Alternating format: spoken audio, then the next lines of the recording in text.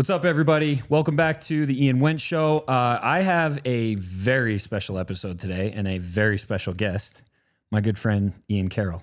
Good to see you again, man. It's been so cool to see your hometown and see a studio. I'm just stoked you can make it out, man. Totally. We talked about it when I was back in Austin, and people always talk. They always say, oh, we'll do this, but I'm glad you guys actually came out. It's awesome to see you. Yeah. To be fair, I am guilty of that too. Often I have so many great ideas of what I want to do and like podcasts. I would love to I'll totally great idea, man. And I'm learning more and more and more to be like, sorry, I do not have time for that. Yeah. But there's those people that you meet that are like, dude, you're a real one. And it's like, you make time for those people. Well, I appreciate that, man. Thanks so much. Speaking of real people, you are the realest of the real, and I have some stuff for you. I watched Sean Ryan's thing and I saw him give gifts every time. And I was like, that's a really cool idea. So I also started to kind of do that. So right down there next to you, there's a black bag, and it's full of a bunch of goodies. And I'm gonna walk you through all of it. I know some of the things. Save the one for the last, but I'm gonna walk you through the rest of it. So dig in. Oh, sick, dude! All right, so there's two of them. Here, let me. So this is from a buddy of mine. His name is Bryce. He owns a local holster company called Teton Customs. And he's made me all of my stuff, dude. So that is, and you'll see why in a minute, but the colors on that, as well as the other one, there's another one in there. These are actually exactly what I need right now. Yeah, so Now I know why you were asking me. Now you know why I asked what kind of gun you had. Yeah. So we matched up the colors to match what you're about to pull out of there. I guess we could just do it right now. Might as well because it matches. Oh, the shirt. Yep. Oh, yeah. So we talked about making you a signature t-shirt for Patriot gear. Because you have been rocking official Patriot gear for so long, and dude, we just appreciate it's like my favorite shirts to rock so much. They go everywhere all the time. Yeah, so that's your painting, dude. I'm gonna put this on right now. Okay, awesome, dude. I gotta put it on. All right, hell yeah, awesome. Waiting for this shirt to exist. It's like having it be my painting. Yeah. And the painting that I bring around with me in the car. Oh, I didn't know you do that. Yeah, dude, it fits in my van. Oh, really? That door that you saw that painting on? Dude, that looks good. Yeah. That looks good. Yeah, so this painting that is like the Yeah, so walk us through what the painting is, because I still don't even know. I just know how important it is to you, and we were like, we want to do something that's like very Ian. Your signature's on that sleeve. Dude. And yeah, man. So walk us through the it. background in the lettering is pulled from a painting that I did actually I think in 2013. Okay. It would have been when I was 17 or 18. I did a ton of art when I was younger. And it's not like it's not like anything super special, but yeah. I was really into graffiti art as a kid. And I went through a phase of making paintings of graffiti art words for my friends, my brother, of like words that represented them. And at some point during that phase, I found this giant door at a thrift shop that's like 8 feet wide long. Yeah. And I painted this giant painting that says The Wanderers on it as just a fun word, good letters, sick S on the end, but also as like this sort of like creative, like soul kind of thing. And it just has lived like in garage and storage at houses I've lived in. It's just kind of made it the whole way. And awesome. So then when I was setting up my first studio, I was like, this is sick. And it goes well with the balance painting. And I just put them up, and then it became a part of my set. Mm-hmm. And then when I was packing up to go on the road, I was like, you know what? That could fit in the minivan. And so now the Wanderers, this giant door and balance both go in the minivan with me, and they go with me on the road. And they're like awesome. My art. And so when you hit me up about maybe making a shirt, I was immediately like, dude, can I put my art in it? Yeah. And I was like, no brainer. Yeah. And it's interesting because figuring out how to make it, because at first, the first iteration that we made, it didn't look like I wanted it to. It didn't quite pop. It almost looked like it was very bland, and it didn't do justice to the actual painting itself. So we actually, if you notice, we actually took like pieces of the painting and kind of blended them together. And yeah, like little collage. It's a little bit of a, this is the top of the S right here. I can tell. Yep. This is part of the R, dude. Yeah. This is the W right there. But I really like how it turned out, dude. It looks awesome. So sick. There's actually a piece of the A in the A. Yep. So yeah, man. Yeah, absolutely. There's a little bit more stuff in there. So you pulled one other thing out there. That's for Gigi. Yeah, a little dog collar. Yeah, man. Oh, sick. I got to get myself an AR now. Okay, so I think I've told you a little bit about my mag club. So I do a monthly mag club. There's some mags right there. Big brother so, is dude, watching. This one is the one that hasn't come out yet. It's coming out next month. Dude. It's for the founding. So every single month we come out with a mag that has something to do with a historical event in our country that month. So next month is the founding of the CIA. That's legit. And so, of course, I had to throw in Big Brother. That's Big Brother from the movie, huh? And of course, we had to put in all the elements of MK Ultra. Yup. Because that's what it looks like. Yup. LSD. And the special colored mag. So it's just a P mag. It's 223-556, 300 blackout. You get an AR-15, you can run it through. But yeah. Oh, sick, dude. I was just commenting. I know. I wasn't going to give it away. So there it is. Yeah. So it's magnetic too, and it snaps. Yeah. So that's your Zincan holder. Dude, that's legit. I actually literally have one to throw in right there. Yeah. And it's sturdy. I mean, you could drop the thing off a building, dude, and it'll be solid. I might just. Dude, we got some meat. We got some bars. First form meat sticks and protein bars. Hell yeah. They're the best. They taste super good. Oh, sick. And Patriot flag. Nice. Had to hook you up with that. Dude, throw it out the back of the minivan. Yep. That's what's up. And I think that's it. Oh, and then the card. Just the little card. Yep. I'll save the card for later. Yep. So anyway, just wanted to. Oh, yeah, and that's from Teton Customs. Yep. Yeah. So you can. Dude, thanks, bro. Yeah, of course, man. I am stoked. Yeah. Yeah, because my next road trip is to go pick up the second Glock. Well, now you're covered in For the holsters. concealed. And these are both adjustable, huh? Yeah, and we made them, and we made it, like I said, the color is meant to match the mag and the t-shirt. Yup. So just want to give you a little bit more of like because I know you appreciate more colors and things, and so I was like, let's do something, you know. And this one, it looks like I can flip it and do inside the waist or outside the waist. Yep. Hell yeah. Yep. This one is only outside the waist. No, it's inside as well. And anything that yeah, I guess this one's straight. And anything that doesn't like if you're carrying a light or something like that, Bryce said he's totally willing to help you customize whatever you need. Sick. He does some awesome work. Hell yeah. Yeah. Hell yeah. Anyway, just wanted to hook you up, man. That's my way of saying thanks for I mean, dude, you drove so far and I couldn't be more stoked to have you here. Yeah. Yeah. I know it's cool country. So thanks for coming. Yeah. So here I gotta say something though, because you talked about your minivan. Yeah, dude. Well, let's talk about the Qatari money, dude. Also, is it Qatar or is it Qatar? I watched videos about it. It's Qatar. It's Qatar. Qatar. Okay, so let's talk about your Qatari. That's bullshit. Let's that's like Qatari saying, money. Like, I'm from Mexico. Yeah. All right, so let's talk about your Qatari money. I've been raking it in this year, dude. I have been raking it in, let me tell you. And once the checks started flowing heavy, I figured I should hit the road and like live road life. So I went on Craigslist and I bought a $2,500 Kia minivan, and it is the shit. We call her Minnie, and she is a powerhouse, and she's been across the country like 3 times plus now.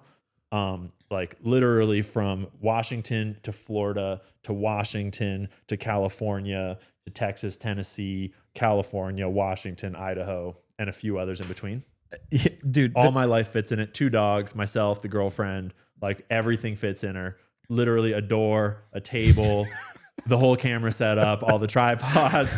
Now I've got a teleprompter and an extra camera and all this shit. Plus like clothes. I've got a big extra screen for my computer. I got my laptop. I got it all, dude. All in a minivan. Okay, so the reason I bring this up is because I want to talk about the absolute absurdity that I witnessed. And honestly, like I said, we kind of talked about this a little bit. It was a little bit of a wake-up call for me as well. So, because I was in Austin with you, I don't know, was it 5 months ago? Something like that. Yeah, we went to the comedy club. It was super fun. Had a great time. At the time, you were staying at an Airbnb. Yep. That's what I do is I Airbnb where I go month-long stays. You save a little money. But it was so fascinating to me to, we hung out for a few days. It was super fun. Came out and I was like, this is one of the most like down-to-earth, genuine dudes I've ever met. And then to see, so that's like right before you went on Joe Rogan. And then obviously after you went on Joe Rogan, things just kind of like went insane.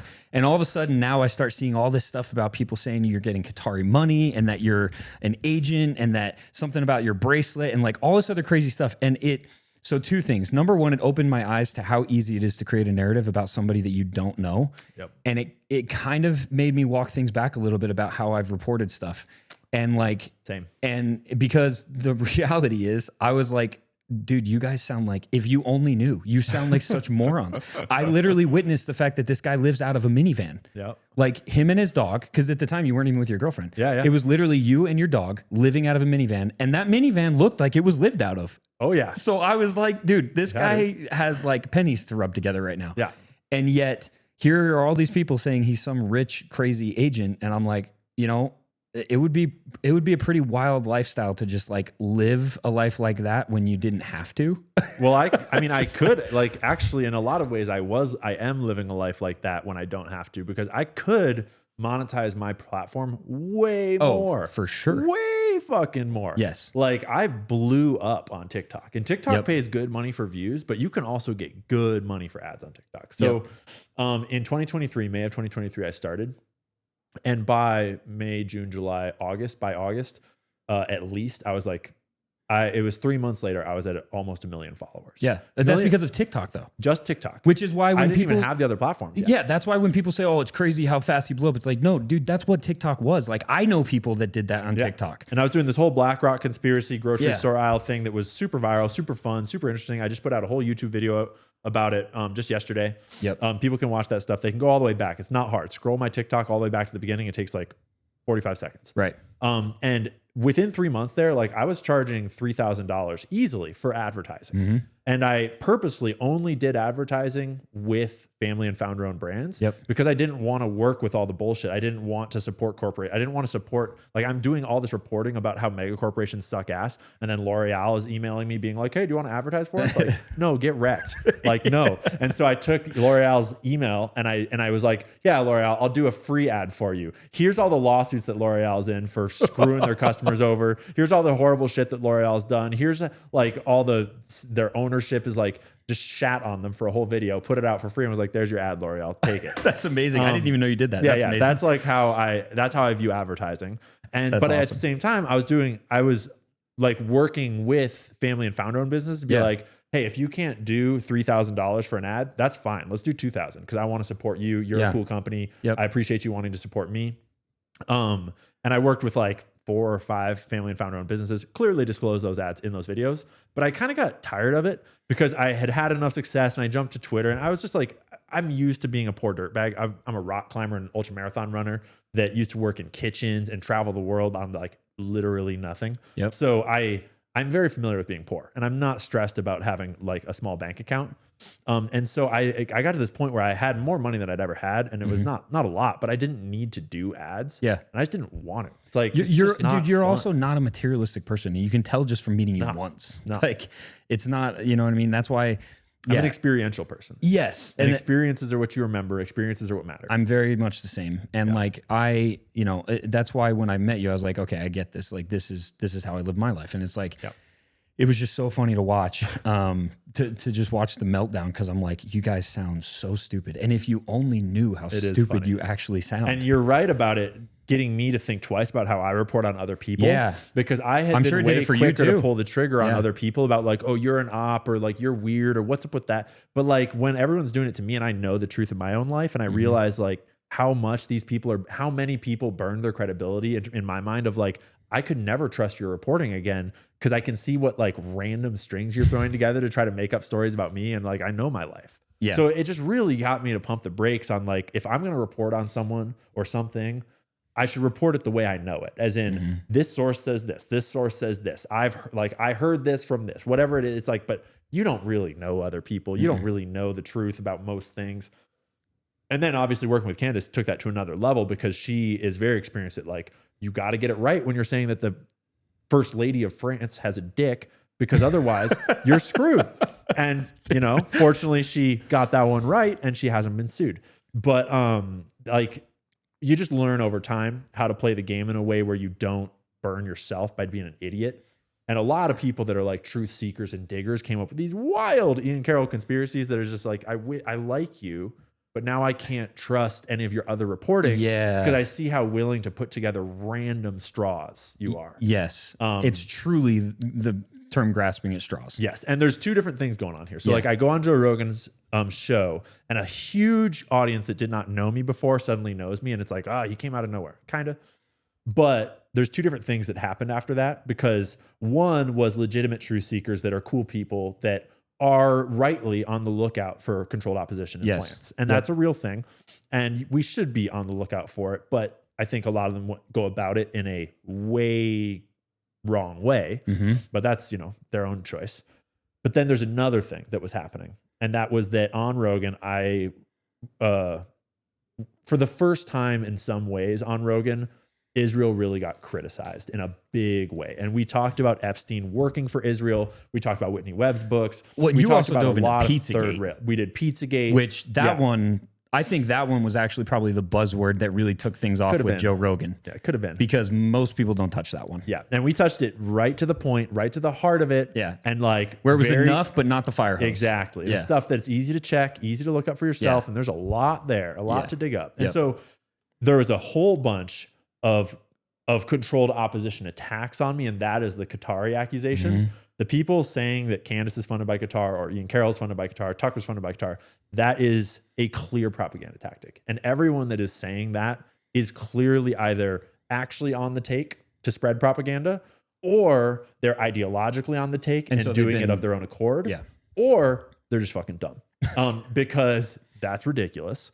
And I mean, like, I'm not going to show people my bank account, but like, it's pretty obvious. It's pretty obvious to me. It's pretty obvious to everyone that knows me. Yeah. And also, like, you don't have to be paid by Qatar to oppose the bombing of children. You don't have to be paid by Qatar to oppose going to war in the Middle East, right? Well, and by the way, we're going to jump. You know who is paid by Qatar? Yeah, I was going to say, we're going to jump all over the place, but you know who is paid by Qatar? Benjamin Netanyahu. Yeah, do you know who actually went behind, you know who's actually funding both sides of that? Benjamin Netanyahu. And you know how long he's been doing that for? Years. Long time. You know how I know that? It's because I watched the documentary, The Bibi Files, that is, you know, coincidentally, like, basically unavailable anywhere you go. Most people don't even know it exists. And then when you watch it, you're like, oh, this is the truth. Oh. Like, this guy is literally evil incarnate. Like, he is. Oh, that's why we're at war in Israel right now? Because Bibi is going to get put in prison the moment the war stops? Yeah. And we need to continue to keep that distraction up. And by the way, his whole country wants him to be in prison. Oh, yeah. Yeah. It's not just like some people. Yeah. They all want him in prison. Yeah. And because how long has he been in power now? 25 years? Something like that? Off and on. He was taken out of office for a little bit there. And the fact that it shines a light on the how do you say Knesset? Is that how you say? Yeah, the Knesset. The Knesset. Yeah. It shines a light on his executives that he chose. So you have Smotrich, you have Ben-Gvir, you have like, these guys are the worst of the worst. They're straight up terrorists. Yeah, dude, you have the former prime minister literally saying they are genocidal Jewish terrorists. Yep. I shouldn't have said that, but oh well, YouTube. It's the reality, though. Yeah. That's what they are, and they're not just saying that because of their ideology. They're saying that because of their actions. I mean, the Kvetch party that Ben-Gvir went to was jail a part. For it. Yeah, Smotrich. Well, he didn't quite go to jail. He was investigated and never went through. But he was in. Ben-Gvir was a member of the Kvetch party, the Catch party. I always mispronounce it. Yeah, Catch party, and it was founded by a Jewish terrorist in America, and it was a genocidal, like, ethno-nationalist organization that Israel deemed a terrorist. Well, and dude, they have Smotrich on video multiple times saying that they need to ethnically cleanse the entire region, and that we're not afraid of the word occupation, and like, it's crazy, dude. And like, look, if that's your stance and you want to defend that. Try your best to defend that. Sure. But what I don't get down with is the people that try to play all these weird propaganda games, all these weird like, you can't have a conversation with somebody, and you have it always is like, anytime the conversation starts, the immediate talking points come up. Well, you're anti-Semitic, obviously. Yeah, exactly. Right? Exactly. Or you must be funded by Qatar. Exactly. Right? And we're just, America's so done with it. And that's the problem, is that every day more Americans are waking up, because we're just like, we've been occupied not talking about it. Yeah. And you can only tell someone that the sky is green for so long before they look up. And that's what this whole Qatar thing is. It's like a last ditch effort to like, just smear them, just call them some sort of controlled opposition or something, and it's like, okay, guys, if that's really the tactic you want to take, if you want to just die on the anti-Semitism and Qatari money hill, be my guest, because we can all look at who's actually buying out Congress, who Congress is actually posting in support of, are we actually passing laws on behalf of. It's like, it's very obvious what's going on here. Yeah, well, and also, you know, I got so much hate when the whole thing with Iran went down. The amount of hate that I got simply for just saying no. Just simply for saying, hey, this looks a lot like Iraq again. This looks a lot like Afghanistan. Maybe we shouldn't do this. This isn't America first, right? Just for saying that, the amount of hate I got, because immediately I was going against this narrative of, you know, MAGA, or whatever. And it's like, first of all, MAGA is not about a person. It's not about a president. It never, at least it shouldn't be. MAGA should just be about the ideology of wanting America to be great and stand on its own legs. Yep. And when it came That's down, what it was about when Trump that's came what to it was power. about. Yeah. When Trump came up. Yeah. And that's why so many people grasped onto it. But I think it also has gotten to a point where so many people have I said this the other day, so many people have become so hopeless and in actually fixing the problems of this country and fixing the fact that we are so highly influenced and there's so much corruption, and quite frankly, we are slaves to the system in a lot of ways, and that it very much seems like everything is controlled.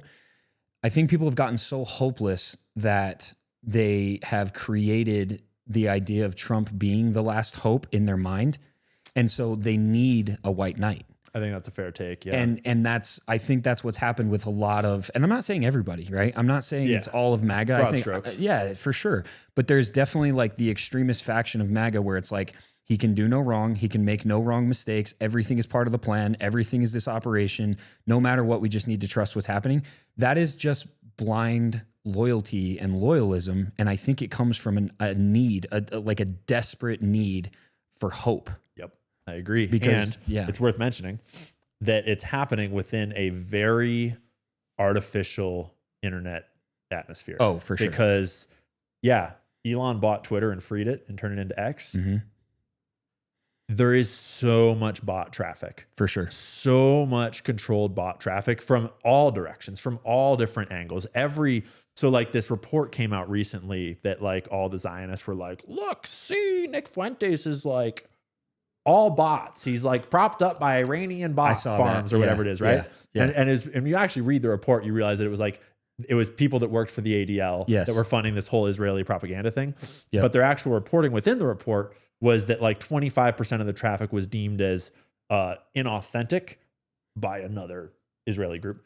But 25% of the traffic deemed as inauthentic, that's like very par for the course in Twitter. That's actually seems pretty low in my mind for Twitter. And if you were to actually analyze the audiences of all of us on Twitter, like I would assume that I have at least 25% inorganic traffic. I would assume that everyone has at least 20 to 25% inorganic traffic. And I would assume that a lot of the propped up like shills that are just shilling political talking points have way higher than that.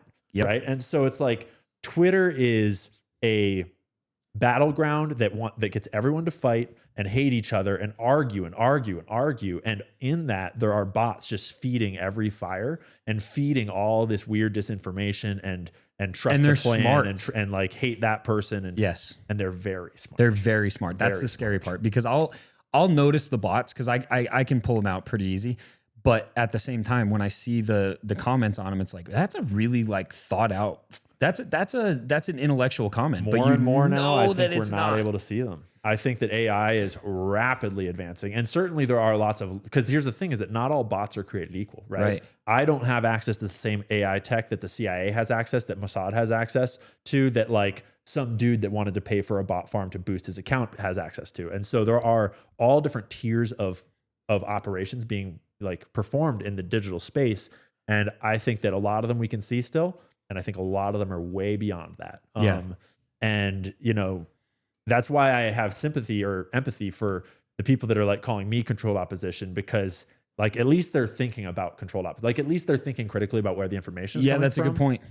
But that being said, like in this day and age, the amount of effort it takes to build up a real in-person influencer, to have an influencer that has a whole life that's like out here meeting people in in-person podcasts, to have someone like that on the take, like in a deeply covert way, that is very complex. And they have to have training. They have to have like multiple, like you can't just go out there and like do that with no skills. Right. And also like why, like for example, I've got people that call me a Qatar shill for Hamas and people that call me an Israel shill for Mossad. And it's like, I'm not sure why Israel would be paying me to go on Candace Owens to make a whole episode about the Bibi files, for example, or a whole episode saying that Epstein worked for Israel. So it's like, you know, I just think we need a little more critical thinking and a little less confidence that you know what's right. Because like for me, the most important thing is remembering that I do not know what's going on and I do not know what's real and not online. Like I don't know. I just try to work in probabilities and I really respect that about you, you know, because like I said, there's been, I've definitely, I'm everybody's favorite conspiracy theorist, man. Like I've definitely had some takes where I'm like, yeah, that probably wasn't it. There was probably a lot more to it. I'll give you a perfect example, actually. And I'm actually curious of your opinion on it anyway. So the whole new thing about AI tech executives becoming lieutenant colonels. Did you see that? No.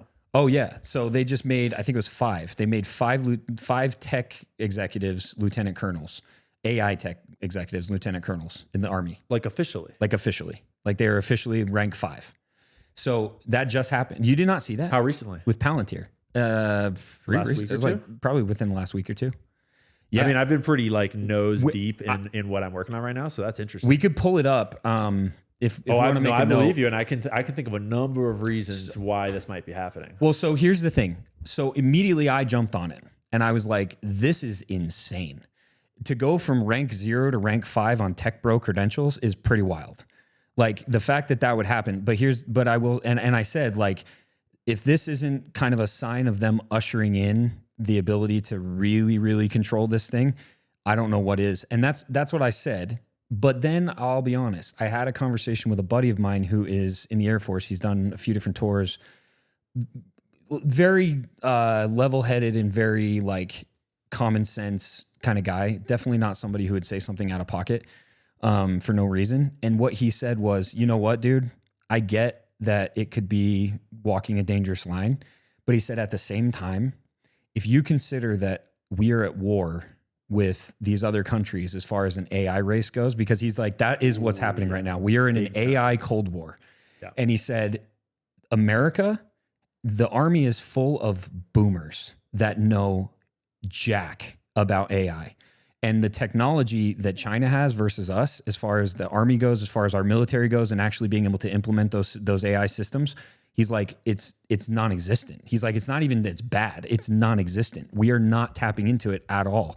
And so he said, it's like anything else, man. Like, who do you call and what kind of ranking do you need to give them so that people will listen to them to actually be able to implement the things you need to and continue to fight in this race? And so he said, to be honest, I'm actually kind of happy it's happening because we need people that actually know what the hell they're talking about to get our idiots to listen and, quite frankly, to put their thumb on their face and say, this is what we're going to do because this is what we need to do. So it's a very fine line, dude. Right. It's like a double-edged sword. It's like, oh, I hate that. All areas of gray. It's not black and white. Right. And so, this is kind of my way of saying, like, if you saw that post of mine, this is my way of saying, like, hey, there's more to it. And that opinion actually kind of, I don't know, because I understand the importance of needing to inform, quote unquote, boomers of what's, but see, that right there, what you just did, that is the mark of someone that you can have a conversation with. Someone who's here to seek the truth, someone who's here to learn, someone who's here to actually just like be a human. Yeah. And there's the people that can't hear a different opinion and change their mind and admit fault and like be like, maybe I got that wrong. I don't know. Yeah. That's a huge red flag.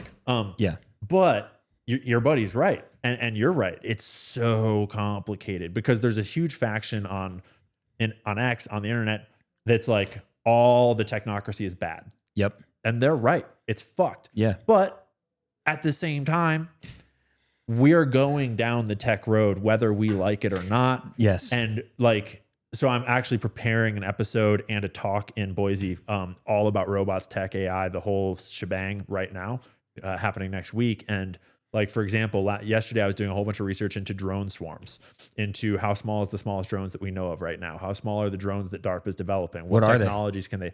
So right now, DARPA, I'm sure there's a lot more classified stuff, but you can look up the DARPA mosquito drone. I heard about that. That looks like a mosquito that has a little stinger. Yep. Drone swarms can now autonomously fly through forests at high speeds and figure out the trees on their own. You can have swarms of like thousands of drones working together. And that's just drones. And not to mention, like, and we've seen drones used in warfare. Well, yeah, so much of what's going on in Ukraine right now is drone warfare. Yeah. I mean, the videos you see on Instagram that pop up are drones. Dude, I saw a video. Terrifying. I saw a video the other day. It's wild to me that we can even see this kind of stuff without being on like rotten.com. You remember that? I do, actually. Like when we were kids, rotten.com. Yeah. Well, now it's just the social media. But I saw a video that was literally point of view, one guy riding on a motorcycle with another guy, like a moped or something. Drone took the guy out in front of him, literally sawed him in half. Yeah. Right there. And like, you see it all. Yeah. And it's like, dude, it's scary. And that's just one of these technologies. Like drones are an existential threat technology. AI, obviously, not only is it an existential threat technology nation to nation, but it's an existential threat technology to humankind.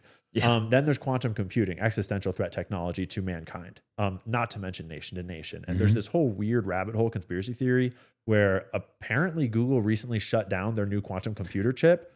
And I saw that. There's some hush-hush rumors about why that might have been. Very heady stuff, whole thing. But then there's like so many other layers, like robotics, prosthetics, it's kind of, and obviously digital surveillance, digital mass surveillance, and which they're already using, by the way, in the Gaza Strip.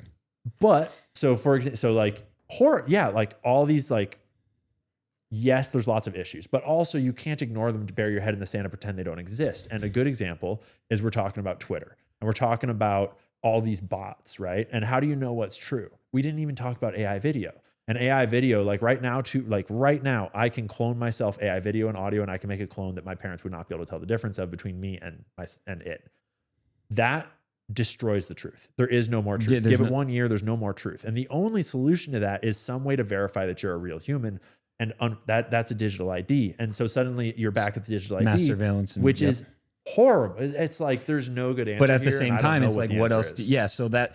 I've been going pretty hard on AI for the last few weeks too, because I don't see, other than the issue of what's going on in the Middle East and what's going on with the AI race right now, I don't see anything else that's more important to talk about. Like, it's crazy because, especially with AI. So, I don't know if you have seen everything about have you seen what the CEOs have been saying about it and everything, as far as like, I can't remember who it was. I think it was one of them just like tried to blackmail one of its programmers. Yeah. Right. It wasn't Bard. It was, it'll come to me later. But not even just that. Like, did you hear what, I think it was I want to say it was the former CEO of the Google, but I'm not sure. I don't want to like, don't quote me. One of them though, one of the former guys said that if you want to imagine what AI is, like a couple of years from now, a few years from now, he basically said, when we go from AI to AGI, right, which is, the difference is right now AI is just pulling information that already exists based on prompts. Yep. AGI is it's creating knowledge based on the knowledge that exists, but it's literally thinking. He said, when we go from that to that, he said, the best way to explain what the world looks like is imagine that the scarcity of knowledge no longer exists. Right now, everything as far as value goes, we value knowledge. Yep. Ultimately, knowledge is what creates money, creates all that. Like that's the main generator of any wealth. Is more knowledge than other people. Knowledge creates skills, right? Which all falls into it. Or investment strategies or business plans. Exactly. But you have to have the knowledge to be able to do it, right? Yeah. Someone does. So what he said was, imagine a world where that no longer is scarce, that everyone has access to the same amount of knowledge across the board. And he said, what is valuable? And then to go to your point, now imagine that truth no longer exists either. So there's no more value of knowledge because there's no scarcity of knowledge. Yeah. Everybody has access to anything they want to know at any time. But then on top of that, there's no truth because nobody knows what's real and what's not. What is valuable and what do you do? And here's my conspiracy and my hypothesis, okay? Are you ready? I think we are ushering in an era where there's going to be class systems based on knowledge and not money. And I think that the people who ultimately control the knowledge are going to be the ones that, quote unquote, become the new dictators. And that is the tech lords. As in, everyone lives in a false reality, different layers, different custom tailored. More knowledge you have, that everyone lives more in, knowledge you have, the higher class you are, the more opportunity. Truths. Yep. And the people that are willing to toe the line and say the things that they deem okay, right? This is total 1984 stuff. But dude, that's where I see it going. I mean, I think that I would challenge someone to debate you to argue that we haven't already lived in that system for at least 100 years. But now I think it's going to become visible. And it can become codified in the entire information space that is shared. I mean, so before it was codified in books and in what's published and in what's taught in universities and in all these classical media. But That's a then great the point. internet started to break that open. Yep. But the moment, like, we're at this critical turning point where if you can get control over the AI, the internet, and you don't have to necessarily control everything. Yeah. You just have to make it confusing as fuck. Like, make it all just a mass of misleading garbage, fluff, whatever it is. That's right. And yeah, you can stratify the truth into nothingness, because what is the truth? Like, who knows what the truth is? The truth is just, are you a boy or a girl? No one knows. Well, and see, that's the thing. And that's what I'm saying is I can see them creating this system where it's like, based on the amount of knowledge you have that they allow you to have, determines whether or not, like, determines what you can and can't have and can and can't say and can and can't do in the world. The thing is, I don't know if they can pull it off, because the technology is already decentralized enough. Like, you have to lock down that kid in Mumbai that knows how to program an AI on his own. You have to lock down the kid in Sydney, Australia. You have to lock down the Korean hacker. Like, it's a language, it's a code. Everyone can do these things. Like, yes, to train large AI models, to have like quantum computing, these things are, huge barriers to entry. But ultimately, the barriers are already fluid enough that I feel like there is I'm not saying it can't happen, but there's a wide open playing field. And I think it empowers the little guy more than it disempowers us at this moment. At this moment, to a certain degree. I don't disagree. I think at this moment, it definitely does. I mean, they're saying that within the next year or two, you'll have people that have PhD level knowledge and never having gone to school. Yeah. So I think you already do, honestly. Yeah. So I get that, but I think it will get to a point where it's so out of hand. And again, man, I've said this so many times. Once someone has all the money and all the power in the world, there's only one more thing that they can possibly get that levels them up, and that's control. Yeah. And the same amount of control that they want over the money system and over what people do because of how much money they have, I think it's going to get to a point where they want control over how much knowledge you have and what you're able to do because of it. Well, I would argue that they've been. You think they've already done that? For sure. Yeah, for sure. I mean, think about the narratives that we aren't allowed to talk about. Think about the things that we can't touch, and think about how long it's been that way, and think about what the response is when you talk about the things that we're not supposed to talk about. Fair enough, but they can't exactly switch off your life. They can't switch off the truth anymore. But I mean, I'm sorry, I'm saying, like, they can't really, like, this goes into like the whole idea of smart cities and things like that, right? When it gets to a point where everything is on a switch, they don't quite have the right. They don't have the ability to do that yet. And they can mess with you. Yeah. But they're trying to build it. So that's what my point is like, if it gets to a point where they do control the amount of knowledge real time. Yeah. I'm not saying knowledge from past or anything. I'm saying like real time knowledge and your ability to do or say things by just flipping a switch. Yeah. That's where I think it's headed. But then again, that's where they want it to go for sure. Well, yeah. And then we need to fight that with everything we've got. Yeah. Hopefully. And that sort of is like the heady, like the higher level, issue that a lot of us are taking with digital ID, with digital mass surveillance, with all of these systems, CBDCs. Because it's such a slippery slope. And damn straight, oppose that till the day we die. Yeah. But there is all like the unfortunate double side of the coin that like, and I think that this will probably get spun on the internet of like, Ian's controlled opposition because he's arguing, like he's saying we should have CBDC. No. If you want to argue against a point, you have to have a counter argument to their legitimate points. Yes. Right. And so their legitimate point is that when you get that AI smart enough, what's going to stop the kid in Mumbai, the kid in Iran, just to use the talking point, the kid wherever, from asking it how to make a biological weapon? That's right. From asking it how to create an incendiary, whatever, an EMP device, or like target that one thing. The technological gateway is opening wide up to we have no idea what. Well, and that's why it's so scary to think of what, like, I think it was Elon that actually said, he told another one of the executives in the AI companies, I wish I knew all these names. This is why you need to pull stuff up.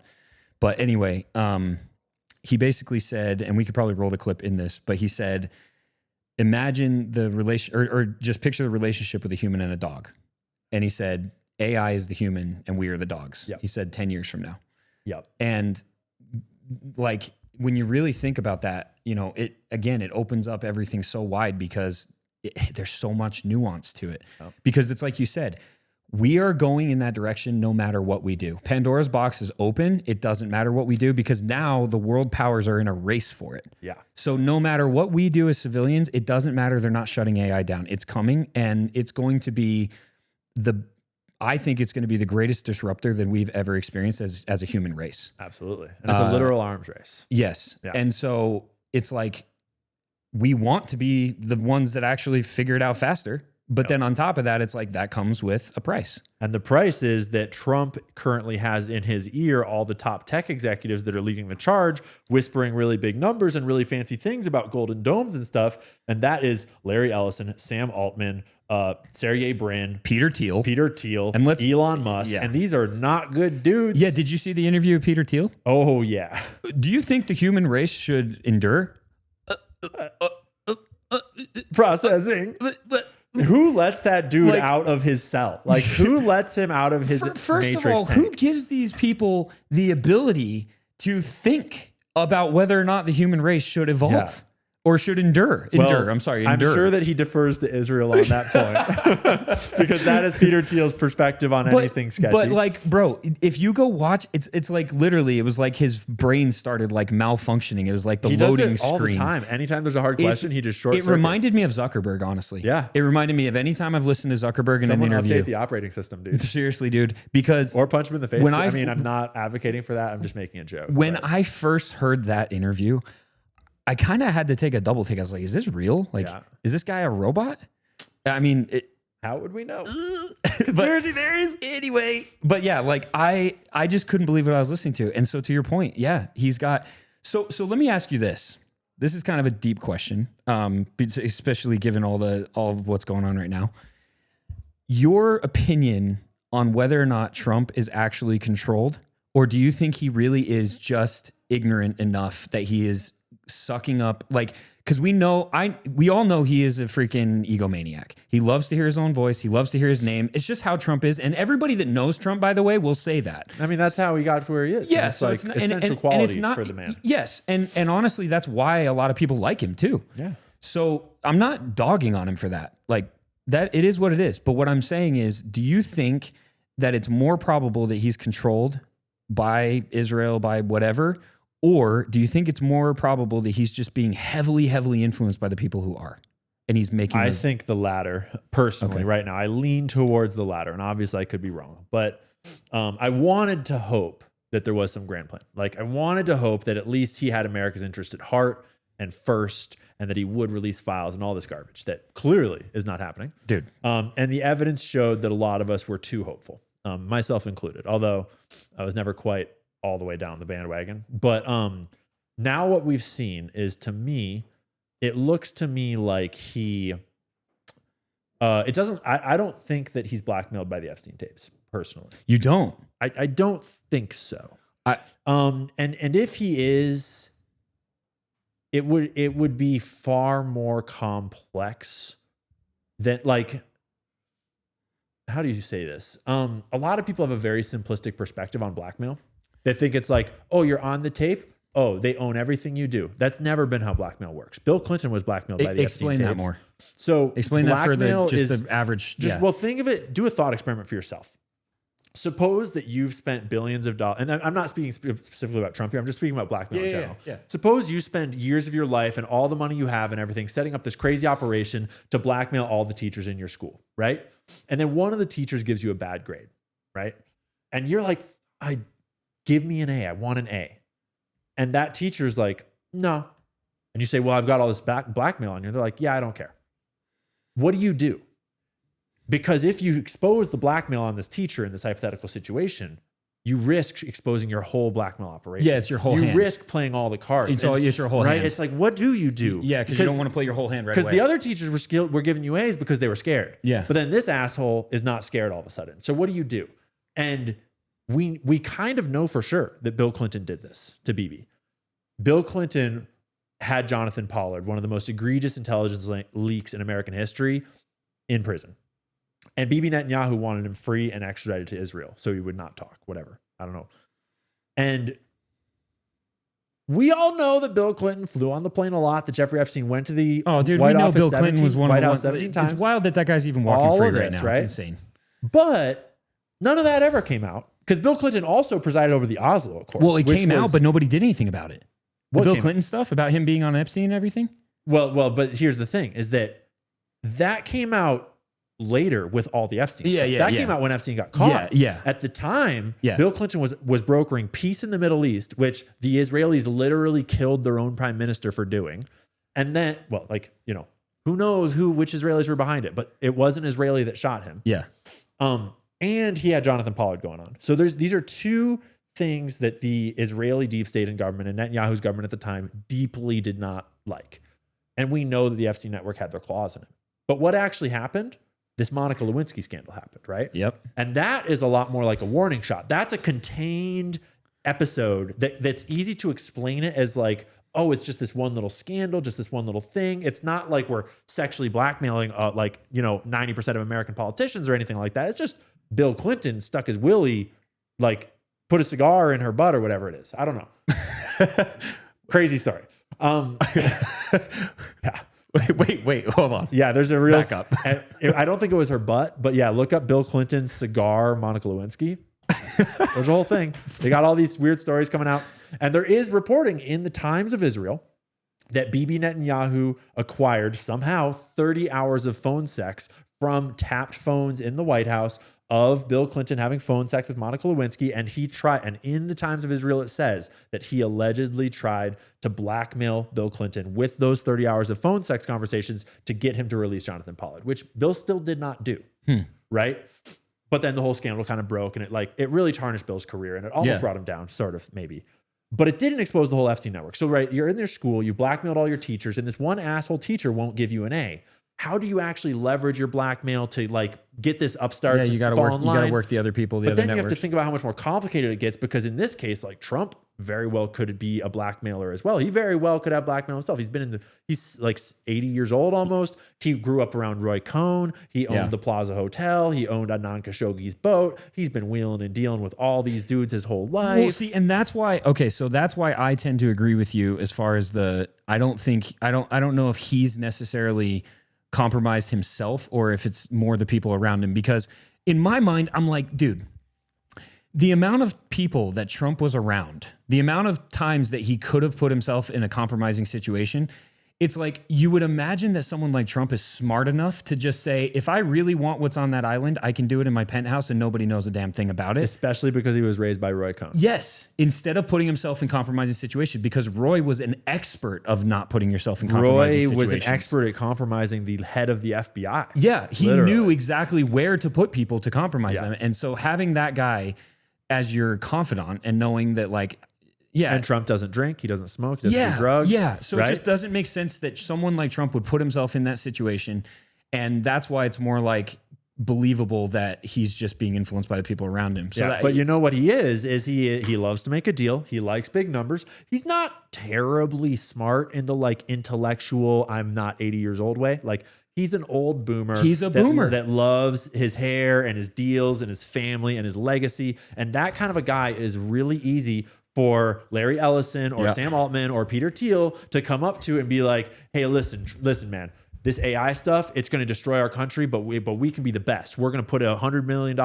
Like we're going to be the best in the world. America's going to be number one. We're going to obliterate them. Like you can just wow him with numbers and programs and policies. And like, all he cares about is being the best. Exactly. He's and not being thinking great about what digital mass surveillance is going to do to your rights or to like American sovereignty. But see, that's such the interesting piece of all this, because when you get in conversations with people that are like, for example, QAnon or any of the people that are like trust the plan people, they believe that this man is like omnipotent. Like he knows everything. He's in front of everything. And I'm over here and I'm just like, guys, I don't even think he understands the history of the Israel-Palestinian conflict. Oh, I doubt it. I think he is just like every other boomer who has been completely propagandized from day one, and he truly does believe that they are our greatest ally. And he truly does believe that there's a black and white answer to this. I don't think he believes that they're our greatest ally, and that's because he's been dealing with Bibi. And the way he dealt with the Iran conflict but prior, do you was think he really believed it? Interesting. No, probably not. Still, okay. I think prior he probably had less knowledge, right? Because like, why did, so he's in real estate, right? Yeah. He's done all kinds of real estate deals with Jews and with Israelis and with Zionists and everybody, right? Like Jared Kushner's in his family. Yep. He's like, the Adelsons are donating to him like crazy. Like like the Israel lobby, if they know one thing, it's they know how to give a lot of money to people that are going to have or do have power. Right. And, you know, Trump is going to love those people. And a lot of them, if they're treating you nicely and not genociding you, then they're great people, I'm sure. I'm sure they're wonderful, friendly But people. you're with me in believing that, like, I really don't think he understands the conflict. Oh, I doubt it. I don't think he has any idea about Balfour, about any of that stuff. I think he's probably learning more and more now because it's all over the internet. I know it's just like Elon, dude. When you ratioed Elon, it's like, how does Elon not know that? Exactly. Well, I mean, most people don't, and it takes a lot of time to learn. But then in dealing with them, like once Elon gets forced onto his like apology, like Auschwitz tour, I'm sure he learned a lot about it then, even if his hands are tied. And then Trump with the Iran deal, it's clear that Trump now understands Bibi in a different way. And I've got to say, I am very happy with how, like, I would have loved a different outcome entirely. But you're happy with how it shook out? But yeah, it could have been so much worse. I don't and it's disagree. not necessarily over. No. I am still concerned that either there's plans being played out or Israel is going to try to drag us back in, or there's going to be a terror attack that is obviously done by Iran. But so I'm worried still, but the way that Trump dealt with it, where he gave Israel a symbolic win, like, see, we blew up their nuclear program for you. You're welcome. Yeah. And but he also saved their asses because Israel was screwed because they had started something that they could not finish. And he also gave Iran a symbolic win by, like, it kind of sounds like they probably got most of the fissile material out as far as I can tell. And like, yes, sort of didn't really take any like serious in that damage way. to the I will program. say that I kind of believe the whole idea of, like, I mean, dude, this is one thing I do know about Trump. He is a freaking smart businessman. Yeah. He's definitely smart there. I mean, that's one of the reasons I voted for him. So like, as far as the art of the deal stuff goes, I think he is doing a fairly good job as far as that goes. That being said, he sent like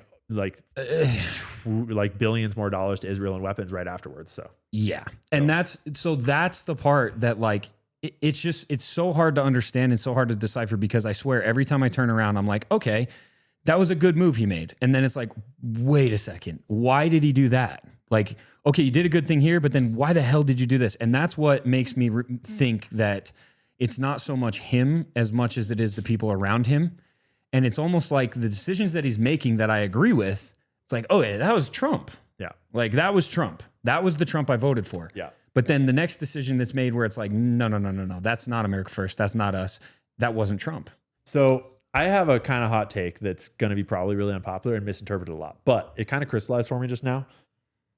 And this is a very vague idea, but I feel like everyone that's trying to figure out what's going on right now, all the journalists, all the truth seekers, all the conspiracy theorists, everyone, we're arriving at wildly different takes because there's something missing. Yeah. Like, there's a piece of this puzzle that is missing. And to some people, it's the Illuminati running the world. And they've got this like conspiracy that's like at the top. To some people, it's just the bankers, the BIS, the Federal Reserve, and they're the ones really pulling the strings. And to some people, it's the aliens. Like, to some people, it's Q. To some people, it's, you know, the like Satanist sex cult that's like blackmailing.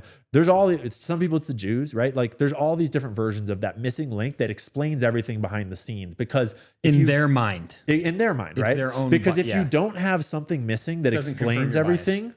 No, what I mean is that it doesn't add up. What we're seeing in the public square does not make sense. No, it's all very confusing. Right? Like, the way that Trump came in being who he was, and then doing all the deals he's done, and like pushing the big beautiful bill and bombing Iran and appeasing Israel and doing the job, it really does not make sense.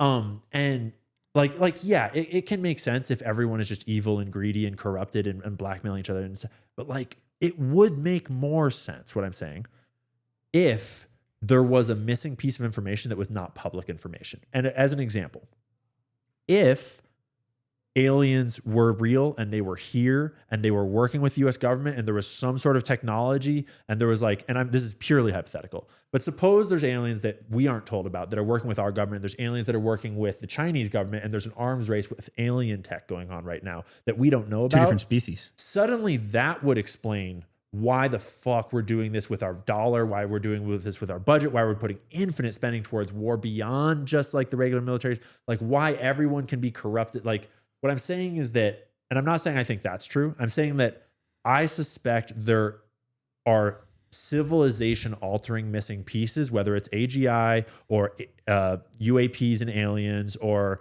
it's like literally a global cult conspiracy that's like the blackmailers are all one big like religious cult. Whatever that missing piece or multiple pieces is, I suspect that is the thing missing from all of our and what's theories causing and all the confusion. Because it does not make sense how much. Like, it makes sense how Israel could get so much influence over the US and have the Epstein network running and get so much money. But it doesn't really make sense that Trump would torpedo his own reputation around illegal immigration, right? And around like not starting wars, and around like over and over people get into power and then kind of change their tune, which is corruption.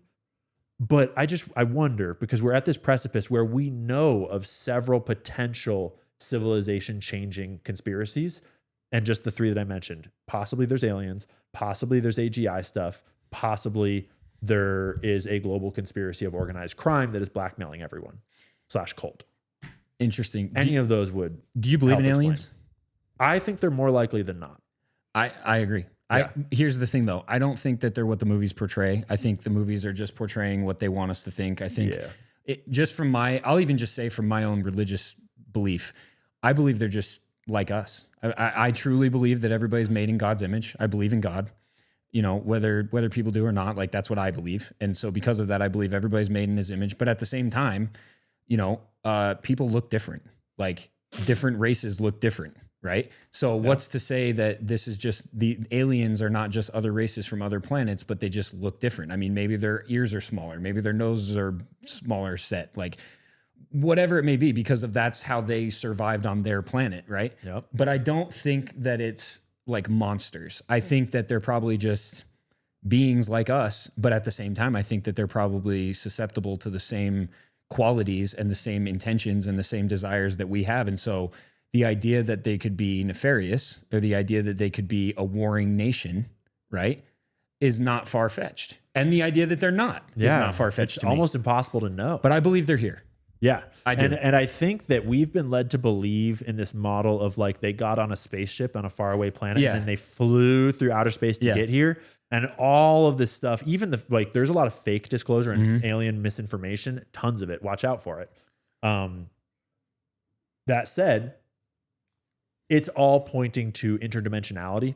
Yeah, time and traversing like dimensions, traversing like realms, time travel. Yeah, like those sorts of things. Yeah, that is fascinating to speculate on, to ask questions about, and we don't know. Like it could be that some of them are beings of light and that they're like literally orbs. It could be that some of them are shape shifting because like just can take our form. It could be that some of them are reptilian. It could be like we don't know, right? David Icke is going to hate me for saying that they could be reptilian. Love you, David. Dude, because like we don't know. You and David are so funny. Well, I mean, to be fair, I've believed this for years. I just poke back at him because he pokes me so much. Yeah, but like that's the cool thing about the alien question is that the Fermi paradox, if you're not familiar, is the paradox of why aren't they here? Because if science is right, then there's billions of stars out there, billions and billions and billions it would make of planets sense that they're here. And like if any one of those planets had a civilization just 10,000 years ahead of us, Lord knows where their technology would be, right? And it also leads to the question of why we're not there. And I will tell you that for the longest time, this is one of those conspiracy theories I don't think you can talk me out of, which is I do believe that we left the planet at some point. I believe we got turned the hell around. I believe we got there and they were like, you go back and you never say a word again or we will wipe you out. Interesting. Because I believe that there's an absolute possibility that the moon or whatever is actually potentially a intergalactic. The moon is weird. Station. I think it is potentially an intergalactic station. You look at it, you look into all the craters and all these different things and how they're perfectly round, and like you look into some of the things about the sound that it makes when you hit it and like all kinds of different things. The scientists were trying to figure out if it's hollow or not. There is an absolute it's not. I don't know what it is. I absolutely believe in it. I absolutely believe that there's the possibility that we saw something that we were not supposed to, and that we got turned around. And I'm not even saying this is like when we went to the moon back in whenever was that, because that I don't believe. That I believe was staged. But I do believe that we've gotten to the point where now we can send things there, and I think we got turned around. And I think that's the reason why space travel has been so weird. And I could believe it. Like I don't know. I think that's why because to your point, why are they not here? Why are we not there? Well, another possibility, sort of the same possibility in a certain way, is you're never going to get there flying in a ship. Yeah. It will take you so if you fly we right need to at discover light time speed, travel. think about how many light years away the nearest stuff is, right? And so even if you're at light speed, it's that many years away. Unless it's the moon. Thousands of years. Unless it's, well, yeah, the moon is right here. But what I'm saying is that in order for us to visit other star systems and other alien planets, right? Yep. You're never going to do it in a ship. It's going to be interdimensional. So it's very understandable why we are not there, because we're thinking about flying in ships. It's very possible that they're here, and that's kind of what we're all wondering right now. And why aren't we here? But it also brings up the other question, and this is baked into the Fermi paradox, and it's called the Great Filter, or a Great Filter, as in the question inherently leads you to ask, is there some reason why civilizations never evolved to be intergalactic? Is there a reason why the technological advancement to become spacefaring civilizations inherently leads to your own self-destruction? Or, well, I was going to say, or did we? And did we go backwards? Because that's also, so anytime that Joe Rogan has people on where they talk about what is it called? Younger Dryas hypothesis? Tartaria. Tartaria. Yeah. Anytime that idea comes up where it's like we were once a very, very advanced civilization because of alien influence, but something happened that sent us basically back to the Stone Age, and then we continued to progress to where we are now. I don't know if for me, that's not hard to believe. For me, it's not hard to believe that we could have advanced that far or been given that knowledge from someone and figured it out. Because, dude, I mean, like he always goes into the pyramids and all these other things. It's like, it doesn't make any sense. Well, you know what the Younger Dryas impact hypothesis? No, please explain. So this is what What's it called? The Younger Dryas, Dryas, impact hypothesis. And Graham Hancock is one of the most prominent speakers about this, but it's not his theory. This is a theory that's been worked on. Yeah, several of them. Okay. And this is the theory that it's composited from the work of hundreds of scientists around the world.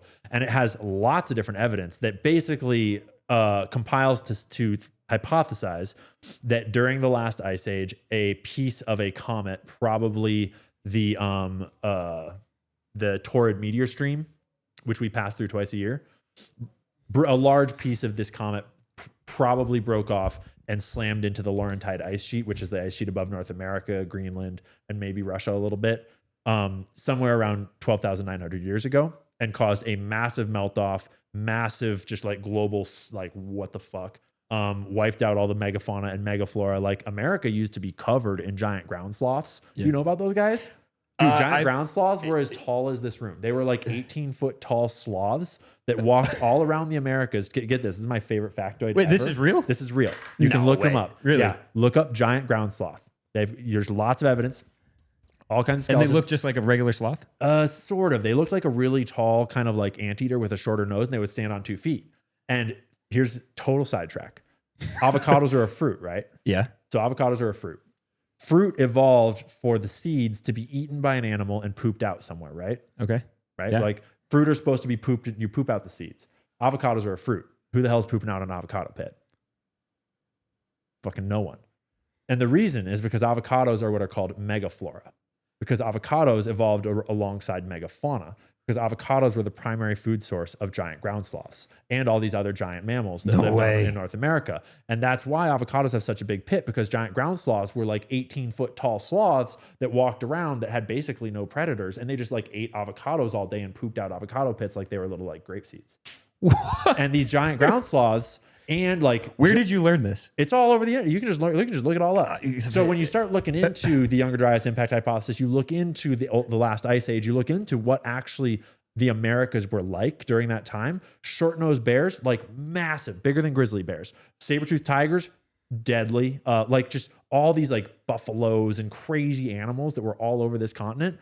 Mammoths, all of them go extinct. Dinosaurs? Like, all at once. Well, that's way back. Yeah. Well, I was going to say, but they also went extinct. The like classical explanation that mainstream science gives for all of these animals, including saber-toothed tigers, short-nosed bears, and all these really gnarly predators, they say that that the ice started to melt slowly, and the humans crossed from Russia, came down into the Americas, and then the humans with sticks and stones, literally no iron, no metal, just sticks and stones, hunted all of the giant ground sloths, woolly mammoths, short-nosed bears, saber-toothed tigers. They hunted them all to death. Just like that. This is like are you retarded? Like, are you retarded? How many grizzly bears and cougars and deer and elk are still around? And we're clearly better at hunting now. Like, clearly that's not what happened. And there's also there's all kinds of other evidence. Like, there's a black mat layer that shows nano diamond spherules all across the world. That, like, basically there's a lot of evidence that a comet hit America 12,900 years ago and caused this crazy fucking flood, almost like a great flood, and wiped out a shitload of flora and fauna in the way that would also destroy a human civilization, maybe even carve out like some canyons, like the Grand Canyon, stuff like that. And you would wind up with a lot of the building blocks of a lot of these ancient civilization conspiracy theories. Interesting. I dig that shit. It's fascinating. It's super fun. I mean, I like how we went from Clinton to Trump to Epstein to aliens to, I mean, this is why it's fun, dude. This is why it's always fun to get. But no, it does beg the question though, like, what is that missing piece? And for me, dude, I don't know. For me, it could be more than one too. Yeah, and that's the thing. But for me, the missing piece has always been the Epstein client list. Like, dude, that's missing for sure. But I mean, look, like, it's as, you know, as cliche as that sounds, as simple as beating the dead horse is, but like, to me, it's very simple. We know that the man trafficked women and kids on that island to high-level elites for decades. Yep. We know it. It's not a question. Not just on that island. Not just on that island, all over the world. We know that it happened. And we know that high-level people were involved. Yep. And we still don't know who the people were that trafficked to it. And the only thing that I can come up with is anybody and everybody who is hiding it is on it. It's the only, like, I can't see. And then the other thing too, let me ask you what you think about this one. Matt Gaetz. Oh, I wish that we had him instead of Pam Bondi. Holy shit. So do you think Matt Gaetz was the key? Do you think, because the way I look at Matt Gaetz, very similar to Julian Assange. Yeah. Look at how that all happened, right? Yeah. What was it? It was sexual scandal. Yeah. And that's what ruined it. Completely, when you really dig into that scandal, it was very fabricated, very artificial. But it was enough. Came out of nowhere. It was enough to get him ousted. Yep. And it was enough to put Julian in a hole.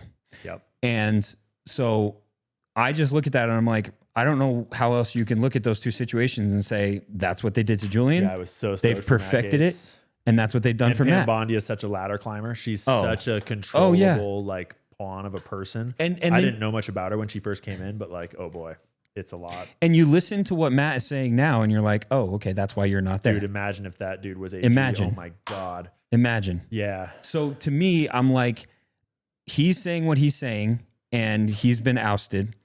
And then on top of that, we still don't have that list. We still don't have the files. They keep on giving us the runaround. They do the gay binder thing with the conservative, with Con Inc.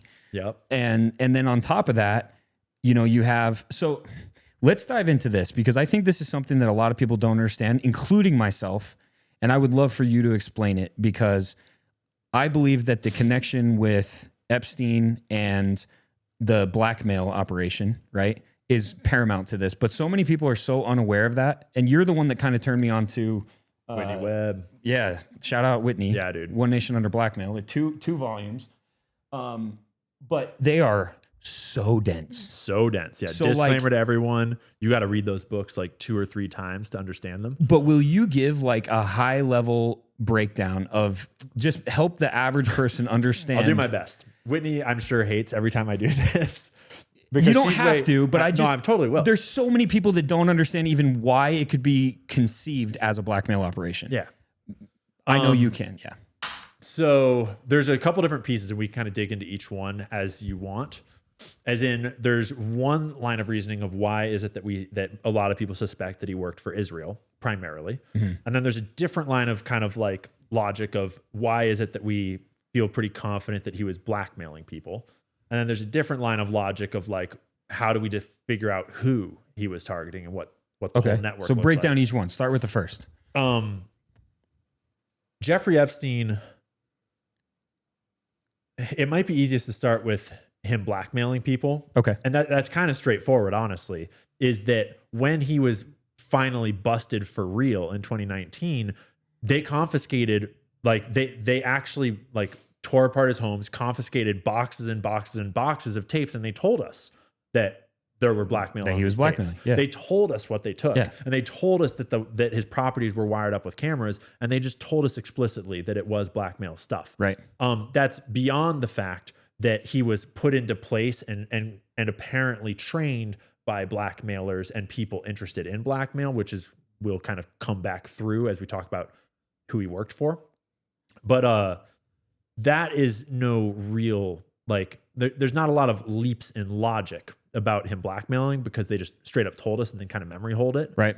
But also when you look at who he worked for, came up with, was trained by, you get even more confirmation that it was a blackmail operation. Well, isn't it true that they also arrested him and then Yes. let him go and then he continued to operate? So Epstein started to raise red flags in Palm Beach area Yeah, in Florida with the cops in the 2000s. Yes. And because, you know, I don't know for sure exactly which girls or women at the time like came forward first, but there was a lot of suspicious activity. There was a lot of reports about girls coming and going from his place. He was having these underage girls, these like high schoolers and maybe even some middle schoolers. I think they were all high schoolers for the most part. They were recruiting each other for him, and then he would pay them to recruit each other. So that was kind of getting out, and it was kind of weird. And some of them tried to raise alarms with like parents and teachers and some to the cops. And then this police officer, Joseph Carey, eventually got onto the case and actually started doing his job really well. And he started following all the leads and speaking to victims and accumulating testimony. And he had a police chief whose name I unfortunately forget that supported him and helped him like try to bring it. And when they finally brought the first charges against Jeffrey Epstein, it got squashed at the state level in Florida. And Pam Bondi was in the Florida state. I don't know if she was Really? She wasn't the AG at the time of Florida. She might have been. I don't know exactly what her position was, but she was there. What year was it? This is his plea deal in 2009, I believe, is when it was finalized. And Alex Acosta gave this famous quote, and I'm pretty sure that he was the AG of the Florida AG at the time. And his quote was, because he gave him this crazy like sweetheart plea deal. Prosecutor. She's prosecutor in the Hillsborough County State Attorney's Office. Yeah, so she was privy to this stuff. Yeah, at least aware that it was happening. And hold on. In 2009, she ran for Attorney General. In December 2009, she left his position to run for Florida Attorney General. She was elected as Florida's Attorney General in 2010. Let me just make sure that. So the plea deal was 2008 is why I'm getting that a little off. Okay. And that makes sense because Alex Acosta took a lot of heat, but then he moved up in the ranks. Yeah. Because Epstein gets popped clearly with all this evidence of soliciting sex from like down to like 13-year-old girls. Yeah. Like hundreds of incidences, dozens of victims, lots of evidence. And he gets this like cushy kind of like house arresty, like 1 year like sentence and didn't have to plead guilty and become a sex offender on the registry. I forget the exact details, and it was atrocious. And Alex Acosta at one point gave a quote that was essentially like, why did you give him the sweetheart deal? And I believe this quote came in 2019 once Epstein actually got arrested. And they were going back at Acosta and being like, why did you do that? And the quote was, I was told to leave him alone because he belonged to intelligence, as in intelligence agencies. I remember hearing that. Yep. Right. And so that piece of evidence is deeply significant, but it's just, in some ways it's just significant because it was so in the public eye and so prominent of a figure and so important of a figure saying it. But there's lots of evidence long before that of what was going on. Right. And that's why Whitney Webb's books are so enlightening, because they fill in so many details, both of Epstein's early life, the networks that he was brought into, and of the people surrounding him in the testimonies, for example, of a man named Ari Ben-Menashe, who is an ex-Mossad agent that openly alleged in sworn testimony that Epstein worked for Israel and for Israeli intelligence. And so there's lots of data points that we don't need to get into all the little data points. Probably better to rewind and talk a little bit about how Epstein got to where he is and who put him there. because that's very informative. It was Lexner, right? Or Wexner. Well, Wexner was his bankroll. So Epstein started as a teacher that he was not qualified to be a teacher, hired by Bill Barr's dad. Yeah. Right. Bill Barr being the guy that finally was overseeing, like he was, he was the head of, not the DOJ. He was, he wasn't the attorney general, right? Bill Barr? He might've been the attorney general when Epstein committed suicide in prison. What year is this? 2019. Oh yeah. His dad hired Epstein attorney general at the Dalton School way back when Epstein was a little guy, not qualified to be a teacher. There was allegations that he was showing up at, the college parties, like being touchy with the girls, even back then. Then he got hired from that school into a bank that he wasn't qualified to bank at, though he was apparently very intelligent, by either Goldstein or Goldsmith. There's different theories about whether he got the connection through a female student's father or through a male student's father into Bear Stearns. It's actually kind of fuzzy for me now. There's a lot of information. Yeah, right. I'm pretty sure it was Bear Stearns. And was there banking for a while until this big scandal broke out. And that scandal involved him and the CEO, who he was kind of buddies with, who had brought him in. He wasn't the CEO when he brought him in, but he had risen. I believe he was the CEO when the scandal broke out. And Epstein departed and kind of took that scandal with him, and it kind of cleared everything up. Right. And they never really went to the top with it. And that's when he moved into this weird middle part where he was a bounty hunter for billionaires, he claimed, though he had no resume and no one had ever heard of him doing any trades or making any deals or managing any money, except for this weird woman from Spain that alleged that he had helped her father recover some a weird story. So he's got this gray area where he's managing money for billionaires, but no one knows what he's doing. He's laundering money. Of course, is what he's doing. And he starts to get hooked up with organized crime figures, and he starts to show up around arms traffickers, specifically Douglas Leese, who I believe was British, but these arms traffickers traffic to and from everyone. And Israel is a big part of arms trafficking, as is the Middle East, as is MI6, as is the CIA. So this just made me think of something, not to derail you, but in the Bibi files, it talks about the connection with Bibi and the Hollywood executive. What's his name? Arnon Milchan. Arnon Milchan. So he also had connections to arms dealing, right? Yes. Didn't he? Yeah. Well, Arnon Milchan helped steal the nuclear weapons program from the United States and transfer it to Israel. Is there a connection there? There could be. It's hard to say. I mean, I probably swam in some of the same circles. My understanding is that Arnon Milchan is older and that he was doing that he was working as a spy for Israel in the 70s, I believe, but it probably was in the 80s as well. Yeah, because it was the whole James Bond era thing. Yeah. I don't actually know Arnon Milchan's backstory too deeply, so don't quote me on that. Okay. But probably a different operation. Could have swam in the same circles for sure.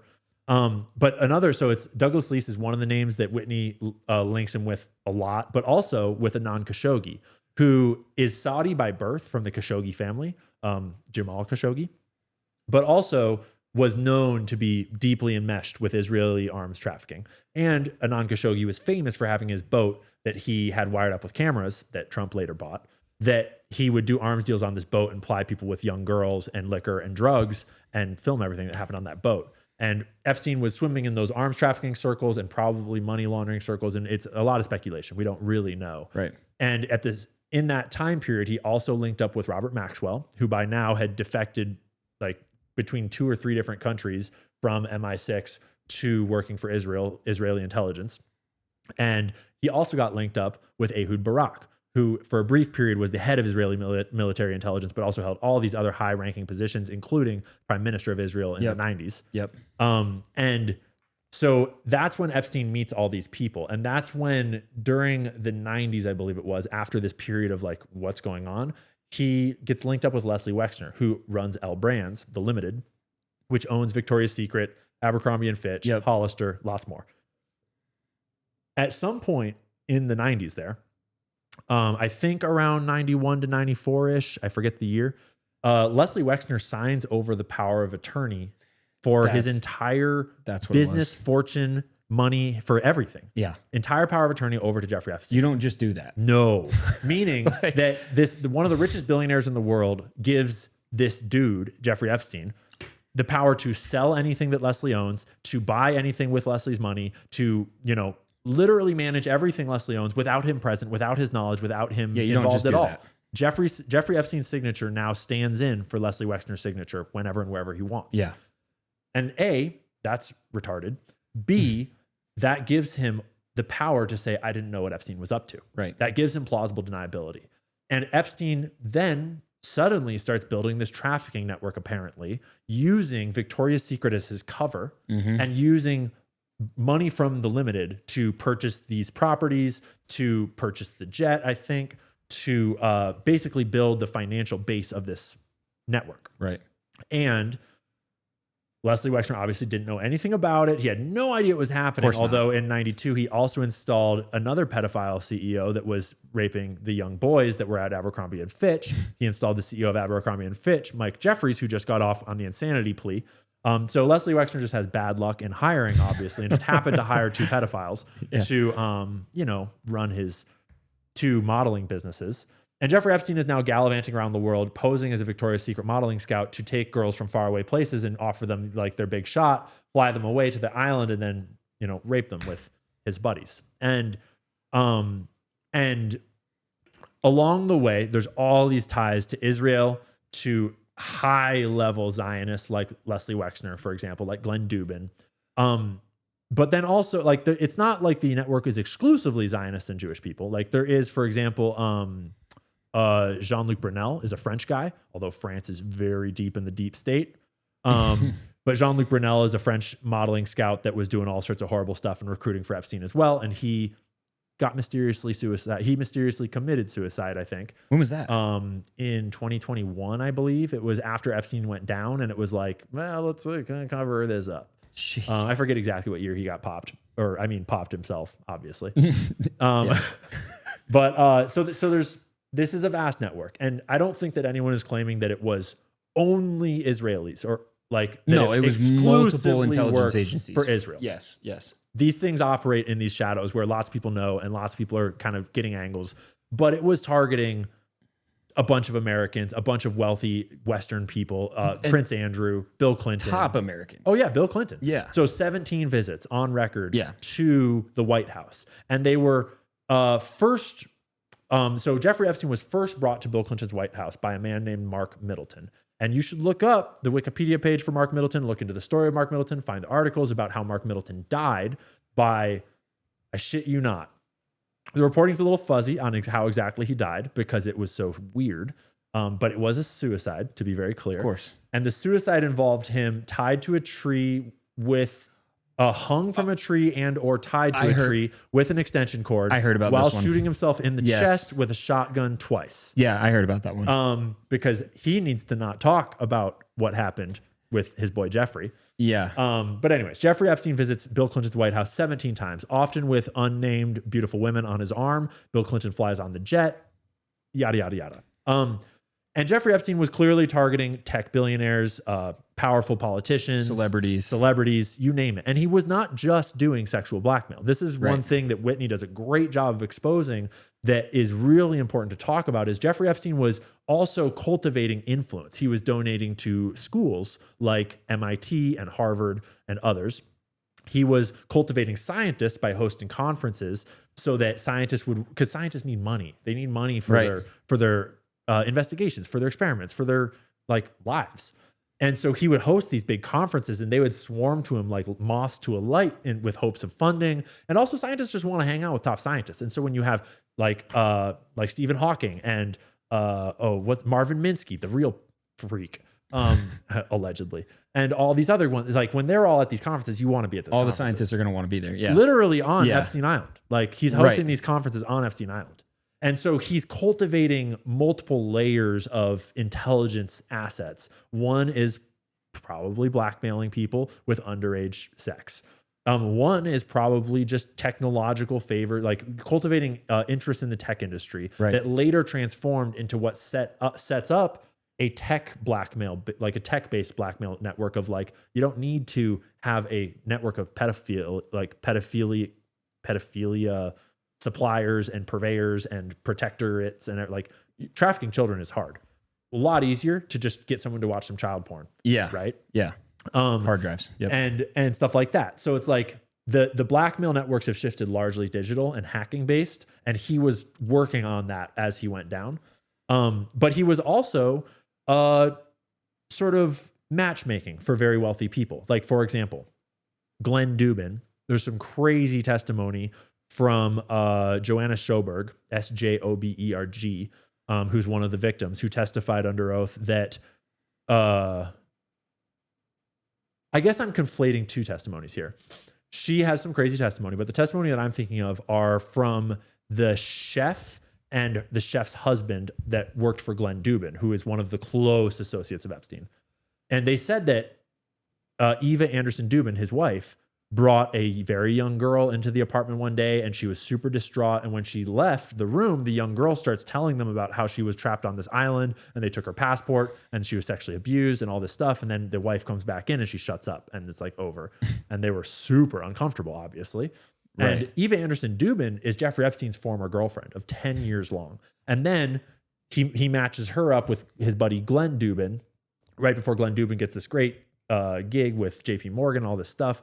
Sells his company, makes a ton of money. Jeffrey Epstein also, I'm going to forget her name, the blonde one. Johnny Vedmore talks a lot about this blonde chick that is like infiltrating the British stuff. Also, Jeffrey Epstein alleged, hard to corroborate, that he introduced Melania to Trump. What? Yeah, Jeffrey Epstein alleged. When? Really? Yeah. He alleged, and I know you can't obviously, like, who knows? But Melania was a porn star. Jeffrey Epstein alleged that he introduced Melania to Trump. Interesting. And so that's this matchmaking thing. And those are just a few examples. And man, I'm going to remember that blonde one's name. That would also explain a little bit, the people who are like, oh, he was on Epstein Island too, because there's pictures of him and Epstein. I mean, that would explain why was with Epstein those times with the pictures and things like that too. Oh, they were buddies back in the day. Yeah, well, I know that, but I'm saying like if he was basically matchmaking, that would also explain what you're talking about as far as like it's not all about blackmail because of child trafficking or child sex. Like that could easily also be a bargaining chip. Influence. Yeah. Just influence in all these ways. Scientific influence, educational influence, monetary influence, blackmail influence. Yeah. All of it, all of that is this network. And Jeffrey Epstein, let's be clear, was just one employee of a network. He was just one pimp doing one job. And ultimately, I would argue that the women around him, Ghislaine Maxwell, Sarah Ransom, and I'm gonna mess up the other two gals' names that are really big on that. Leslie Kroll. There's a few others that Ghislaine was never apparently like one of the trafficked girls of Epstein. She was more abused by her father, groomed into this role, and then matched to Jeffrey. And she was managing it in a lot of ways, it seems. And she was absolutely essential. And in some ways, just as guilty as him, because she's the one actually out there recruiting these girls, making them feel comfortable, making it this normalized, trying to like psychologically recruit them. And then these other girls that were originally trafficked by him that became his like wing girls. Did I get that name right? Sarah Ransom? So you got, this is what I found. These four women. Sarah Kellen. That's the name. Yeah. Sarah Kellen, Adriana Ross, Leslie Groff, Ghislaine Maxwell. So Sarah Kellen, a funny story. She changed her name and moved off. So like they did not get prosecuted. She was for like 10 years. She was like the personal assistant to Ghislaine Maxwell, took all the appointments, wrote down all the scheduling, knew everything, like phone numbers, books, who's coming and going, all of it, where the girls are, like deeply involved. And was apparently probably a victim early on that then kind of turned and helped. Hard to say. Stockholm syndrome. But then she just gets let off. Like no one even, like as far as I know, no one questioned her. She never gave a testimony as far as I know. Maybe I'm an idiot, and then she just like changed her name, changed her life, and went and married a NASCAR driver and like was living in New York in a penthouse with a second penthouse in like Florida. Until just recently, he divorced her. And he's like, fuck this, I'm out. And she is now high and dry. And it would be a great time for Kash Patel to go and ask her some questions because she knows everything. I would assume she knows a lot.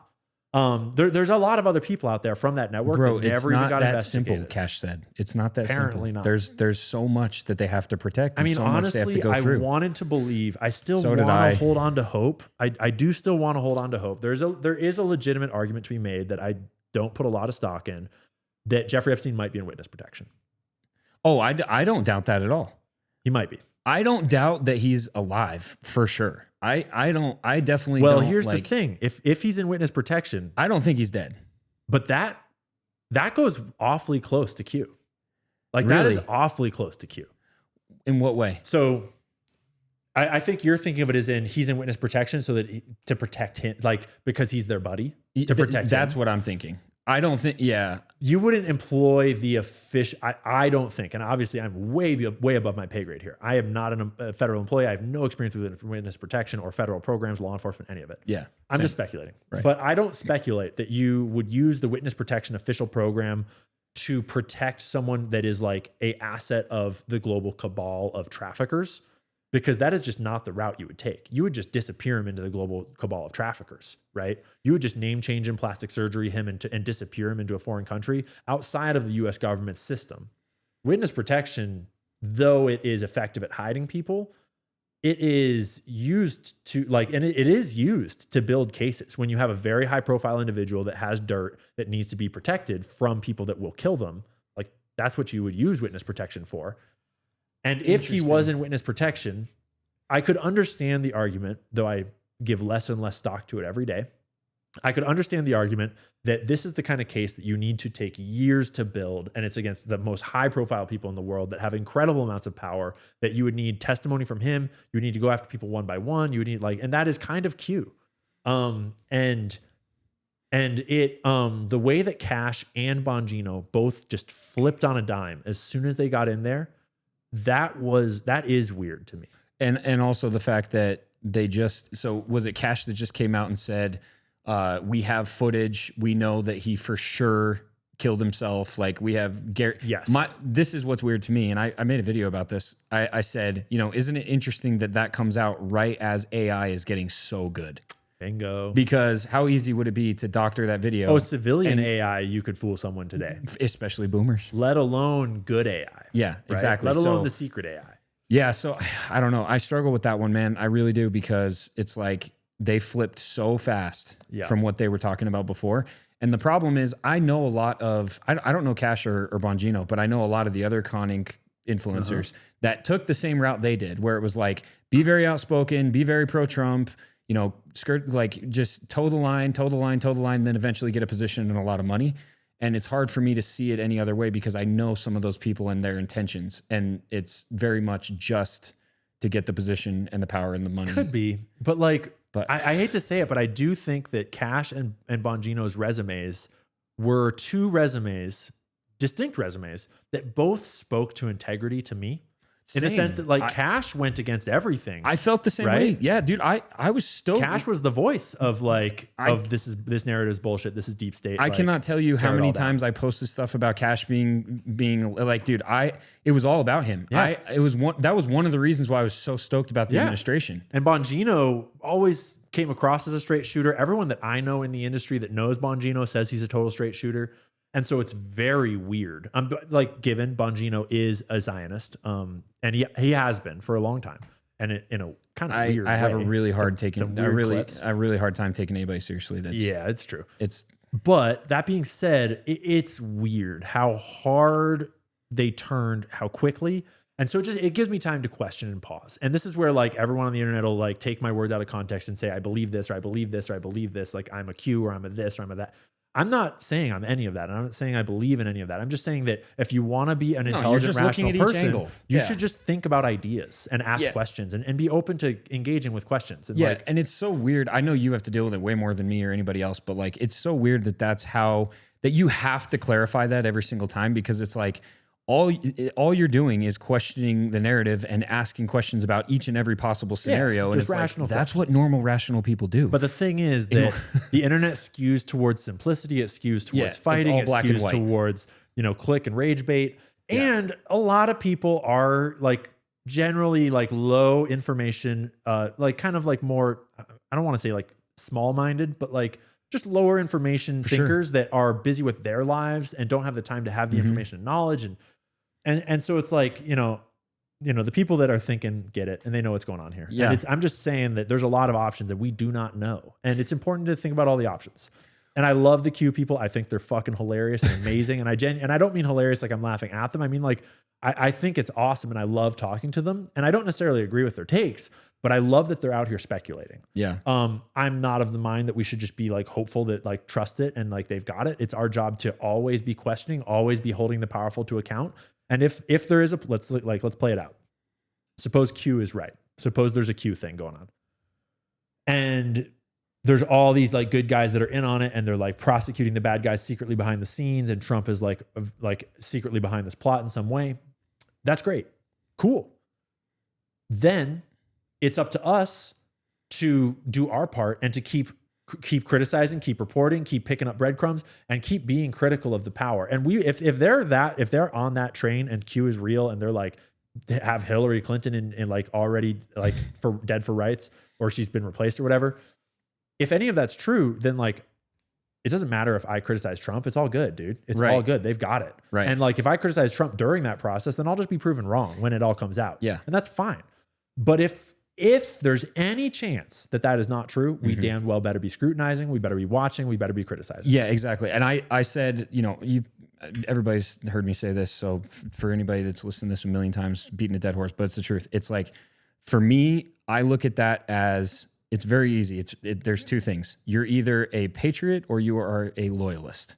And when you are continuing to just give somebody a pass, when they are making decisions that go completely against not who you voted for, but what you voted for. Bingo. When they go against your values and your principles and the things that truly make our country great and America first and all these different things, when you are just allowing that to happen and making excuses and defending it, you're not being patriotic. You're being a loyalist. You're being a sheep. You're being a sheep, and you're just saying, I'm going to trust this guy no matter what, even if he freaking runs me down the AI hole. It's like, dude, right off the cliff. You have to be willing to criticize your officials and hold them accountable to make the decisions based on the values and the principles that you vote for. That's what we vote for. Yeah. That's what being a patriot's all about. And it's not about, like, when I criticize Trump, it's not because I don't like Trump. It's not because I still don't think that he's the best option. Like, I'm still very much agreed. I am still very glad that he's in power and not Kamala, right? And like, but we all know what was behind Kamala. Yeah, we all know what was coming there. But like, the reality is, it doesn't mean that you let off the gas and that you just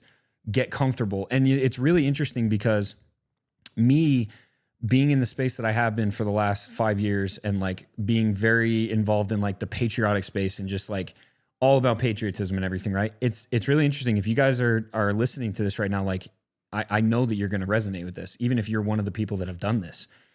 Those people that were so gung-ho about patriotism, they were so adamant about standing up for what's right and freedom and patriotic this and patriotic that. It's like, ever since Trump got elected, guess what's happened? You've let off the gas. And I'm talking to you right now. Yeah. If you're one of those people, I'm talking directly to you. You've let off the gas and you've gotten comfortable because now you don't have anything to lose in your mind. In your mind, everything that you fought for, you got back. Because again, you've created this hope that this guy is going to give you everything that you fought for years. But the reality is, we are the ones that give that to ourselves. And we are the ones that fight for it. And like stopping that fight just because you think that you're safe again, that's not what it's about. That's not how it goes. And like, that's what I see happening. Yeah. I see people getting comfortable again. I mean, look around, right? Yeah. What have we gotten? Yeah. Right? We haven't gotten the documents we said we were going to get. We got a couple of JFK documents that were pretty hazy, but like Epstein still waiting on that desk. We haven't gotten the mass deportations that we were promised. No. We haven't gotten... But we're being told that we did. Yeah. We're being The White gaslit. House Instagram page does a great job of making people feel like we got a lot of great things. Like we almost got a new war. Thank goodness we didn't. I will give them credit for that. Not yet. Although, like that is a far from settled. Settled deal. The ceasefire lasted. We've gotten speech laws, plenty of speech laws, infringing on the First Amendment, which are highly concerning. We've gotten Peter Thiel directly straight mainlined into the American government. And digital mass surveillance well on its way, and AI overlords like Larry Ellison standing next to Trump on like day 5 talking about like mRNA vaccines that are modifiable to every person. Like so many. And then we obviously get the big, beautiful bill, which is this like giant mega monstrosity that I have not dug all into and I'm not well informed. It's wild. But it's wild. 3 trillion more in debt in the next over the next 10 years, I think is what it said. So it's just like look around and ask yourself, is this the Trump that stood on stage and shat all over Jeb Bush.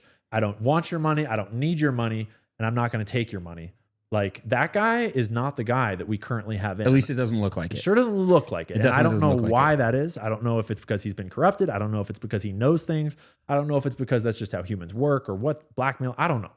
I'm just saying, like, Yeah. you know. Well, and so I kind of cut you off before when you were talking about the Epstein connection. So you covered, like, this is why it's easy to believe that he was not only blackmailing and that he was running in the blackmail network and that but what you didn't connect was, okay, so why is it that people believe that Israel specifically is so tied into that blackmail operation, Yes. and that might be what's pulling the strings and continuing this, quite frankly, military conquest across the Middle East that we just keep funding?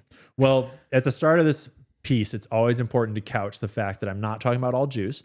And obviously, Neither am I. And that Jewish organized crime has a long and rich history in America. And you are uninformed if you think that is not true. Yeah. The mob, the word mob, classically refers to the Jewish mob because the mafia was Italian and there was also an Irish mafia. The mob was Jewish. They worked together a lot. But like, organized crime is always grouped up racially because you need to trust the people that you're committing crimes with all across the country and world, because that's why we have the Yakuza and the Bratva and the mafia and the mob. And you know what nationality I'm talking about every time I say those things: the Crips, the Bloods, you know. Yep. And so gangs and organized crime forms along racial and religious identities, whatever's the strongest tie that binds, because you need secrecy to be upheld for the highest possible reasons. And the Jewish mob in America has a long and storied history, and they were deeply enmeshed in supplying the weapons that founded Israel, supplying money that founded Israel. They were deeply enmeshed in the founding of Israel. And so that's just to say that there is such a thing as racial organized crime. And when you talk about racial organized crime, obviously not all Italians are in the mafia, right? Duh. And if you talk about the mafia, you're not talking about all Italians, okay? Yeah. But when you look at a criminal organization and every single person in that criminal organization seems to be Italian, and then they're talking to the ex-head of Sicily. Then you call it Italian organized crime. Like, and the dude that's funding the organization is also one of the world's largest funders of Sicily. You start to think, maybe this has something to do with Sicily, right? Yeah. So Jeffrey Epstein was bankrolled by Leslie Wexner, one of the most prominent Zionist philanthropists in the world, like bar almost none.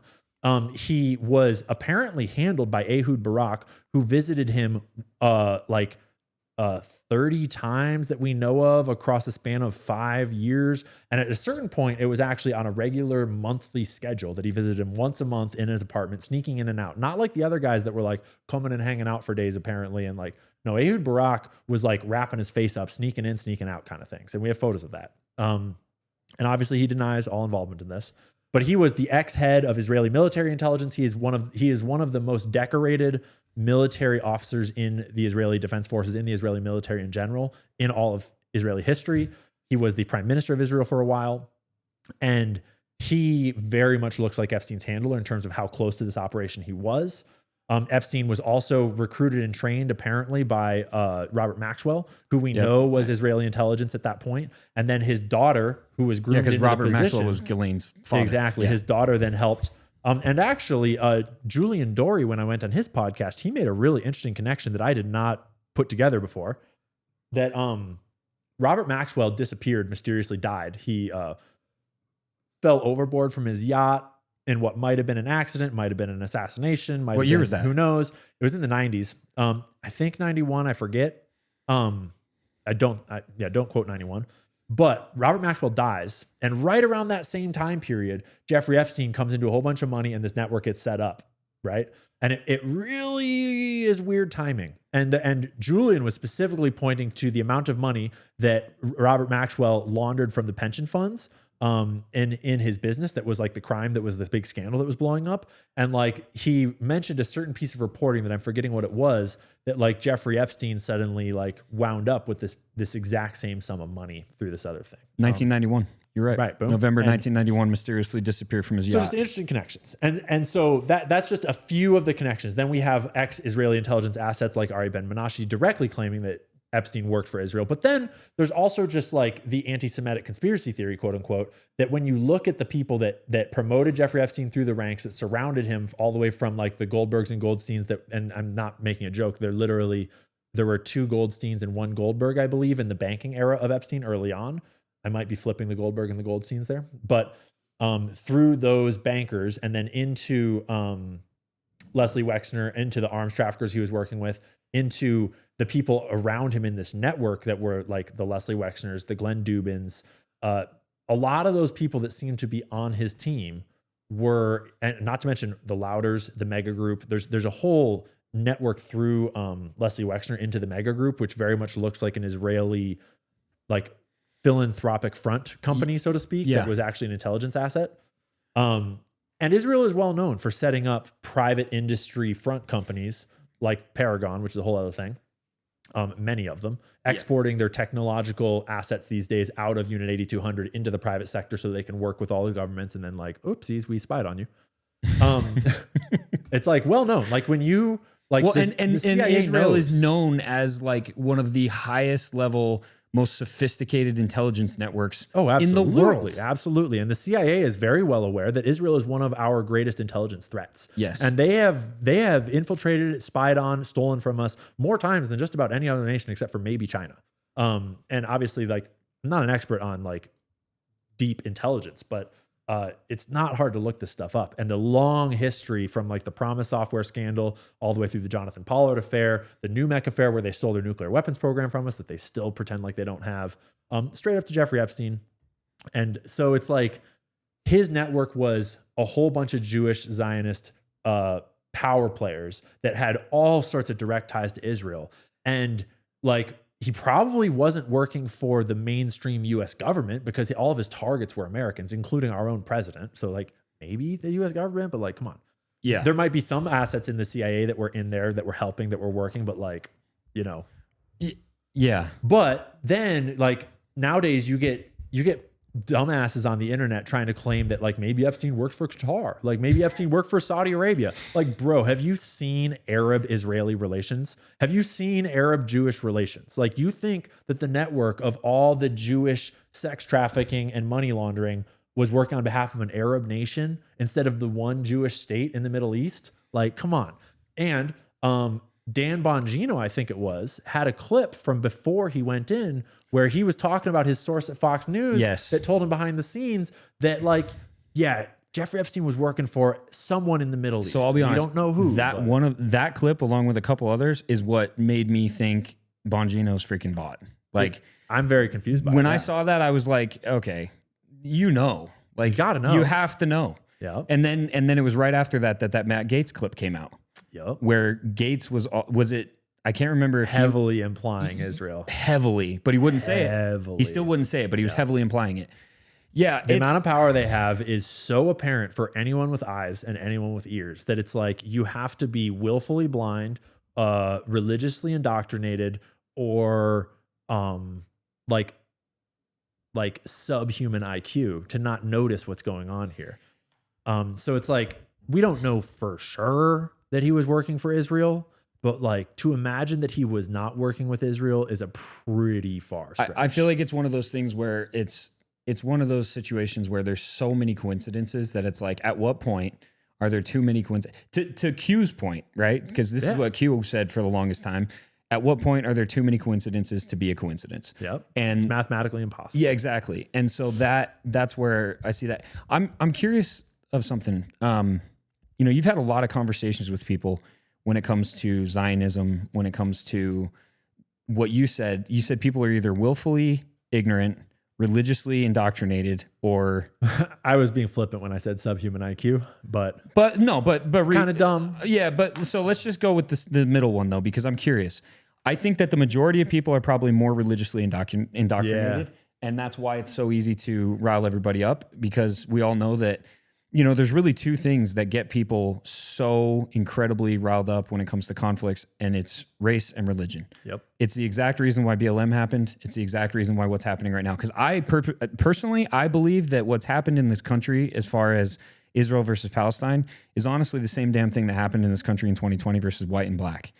White and black was the testing ground. It was like, how can we get these people to be absolutely infuriated with each other to the point where they actually, like, I lost a 10-year friend because of who I supported and what I didn't support, all of a sudden he decided I was a racist after 10 years. I lost all my friends. You know how many times he came to my house and like I called his mom my mom and my mom was his mom, and like it was wild. He was my best man.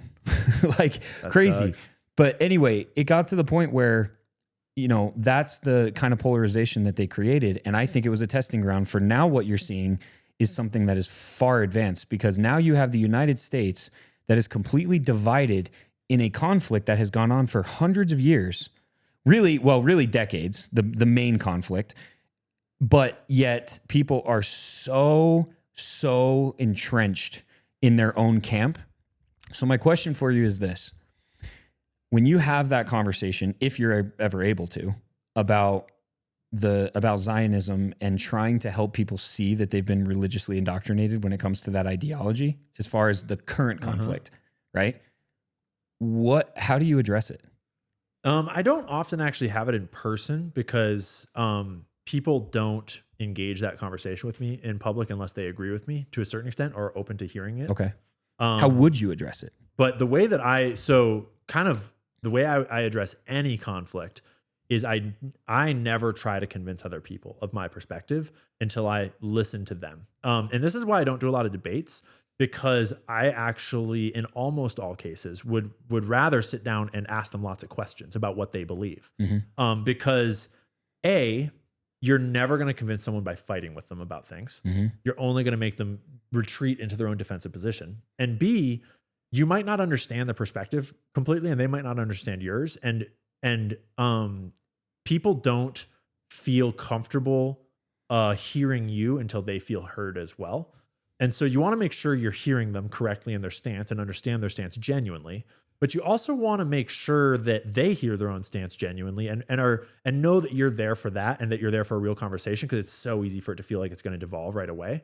Right. And so to me, that starts looking like a lot of questions of like, why do you believe that Israel has the right to that land? And like genuinely curious. And if it's religious, asking about that, and what passages, why do you believe that? Like, and so and obviously these questions can go very far down, and it's really easy to flip into at a certain point, like, gotcha, that's wrong. And I would argue that in those instances, to me, like the obvious one is like the Ted Cruz and Tucker Carlson interview that just came out, where Ted Cruz is like and Tucker Carlson's like, it's in Genesis, which was hilarious. It's like, I don't actually know where the passage is.